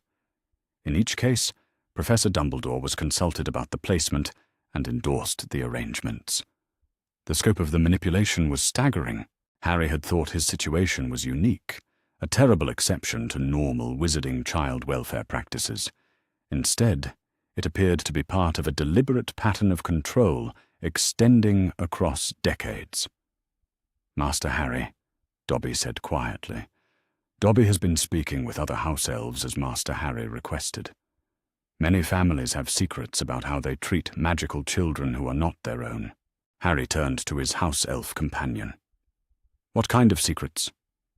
The Clearwater family keeps their ward locked in the basement when she displays accidental magic. The Pattle twins' cousin was placed with relatives who sell her blood to potion makers for extra income. Young Neville Longbottom's uncle drops him from windows to activate his magic, and his grandmother considers this proper training. Each revelation hit Harry like a separate blow. How many children, Dobby? How many are suffering the way I was? Many, Master Harry. More than Dobby likes to think about. Harry stood again, but this time his movement was purposeful rather than agitated. He moved to his desk and pulled out fresh parchment, his expression determined. "Griphook," he called to the Floo, "I want to establish a foundation using Potter family resources. Something that can investigate child welfare cases, provide legal representation for magical minors, and ensure that what happened to me and these other children never happens again. An excellent use of your inheritance, Mr. Potter. What did you have in mind?" Harry began writing as he spoke, his ideas flowing faster than his quill could capture them. "The Potter Foundation, for magical children's rights. We'll need legal experts who can challenge inappropriate guardianship arrangements, financial resources to support children who need to leave abusive situations, and safe houses where displaced magical children can live while their cases are resolved." "A noble endeavor," Griphook agreed, "and one that will undoubtedly create significant political pressure for broader reforms in how magical society handles orphaned and vulnerable children." "Good," Harry said firmly. "It's time someone asked hard questions about the decisions made for the greater good when no one was watching." Over the next several hours, Harry worked with Griphook to establish the legal framework for his foundation. They discussed funding mechanisms, staffing requirements, and the delicate political considerations involved in challenging entrenched authority figures who had operated without oversight for decades. "Master Harry," Dobby said as evening approached, "will Master Harry be writing to the other children? The ones who might need help?" Harry looked down at the list Griphook had provided, names and addresses of magical children whose situations warranted investigation. Some he recognized from Hogwarts, others were completely unknown to him. All of them were potentially suffering in silence the way he had for 11 years. "Yes, Dobby, but carefully. We need to be subtle. If abusive guardians realize they're being investigated, they might take their anger out on the children they're supposed to be protecting." Harry pulled out his finest stationery, parchment bearing the Potter family crest, and began composing the first of what would be many letters. "Dear Miss Clearwater, I hope this letter finds you well. I am writing to you as a fellow Hogwarts student who has recently become aware that some magical children face challenges at home that others might not understand. If you ever find yourself in a situation where you feel unsafe or need someone to listen, please know that you have options. I have established a foundation that can provide confidential assistance to young witches and wizards who need support or advocacy. Your well-being matters, and you deserve to be treated with kindness and respect. If you would like to discuss this further, please owl me at your convenience. Sincerely, Harry Potter." As he finished the letter, Harry reflected on how much had changed since that terrible night when Dobby and Griphook had first appeared in his locked bedroom at Privet Drive. Then he had been a victim, powerless, isolated, and convinced that suffering was simply his lot in life. Now he was something else, entirely. He was someone with the resources to fight injustice, the knowledge to recognize patterns of abuse, and the moral obligation to use his privilege to help others who couldn't help themselves. "Dobby," Harry said as he sealed the letter, "do you think we can really make a difference? Can we actually change how magical society treats its most vulnerable children?" Dobby considered the question seriously. Dobby thinks that when good people with power choose to help those without power, important changes become possible. Master Harry has chosen to be good person with power. And what about the people who won't like these changes, the ones who profit from the current system or who don't want their methods questioned. Then they will fight Master Harry, Dobby said simply. But Master Harry is no longer alone and powerless. Master Harry has allies and resources and truth on his side. Harry nodded and began composing his next letter. By the time he finished writing to all the children on Griphook's list, it was well past midnight. But as he prepared for bed, he felt a sense of purpose and satisfaction that he had never experienced before. For 11 years his suffering had been meaningless, a product of one man's arrogant belief that he knew what was best for everyone around him. Now, that same suffering had become the foundation for something larger and more important than individual justice. The Potter Foundation for Magical Children's Rights would ensure that no magical child would have to endure what Harry had endured. More importantly, it would serve notice to anyone in a position of authority over vulnerable children that their actions would be scrutinized, their methods questioned, and their failures held accountable. As Harry settled into bed, he thought about the conversation he would have with Professor Dumbledore tomorrow. The headmaster would undoubtedly object to Harry's new initiative, would argue that such interference was dangerous and unnecessary, would insist that the current system worked well enough and shouldn't be disrupted. But Harry was no longer the frightened, grateful child who had once hung on Dumbledore's every word. He was an independent wizard with his own resources, his own moral compass, and his own understanding of what justice looked like. Tomorrow, he would inform Dumbledore that the days of unchallenged authority over magical children were ending. The Potter Foundation would investigate every questionable guardianship arrangement, challenge every decision made without proper oversight, and ensure that vulnerable children had advocates who answered to no one but the children themselves. The boy who lived had become something far more dangerous to those who abused their power. The boy who refused to stay silent. And for the first time since his parents' deaths, Harry Potter fell asleep, knowing that he was exactly where he was supposed to be, doing exactly what he was supposed to do, with exactly the people he had chosen to stand beside him. His freedom had become his responsibility, and his responsibility had become his purpose. The greater good, it turned out, looked very different when it was defined by those it was supposed to serve, rather than those who claimed to serve it.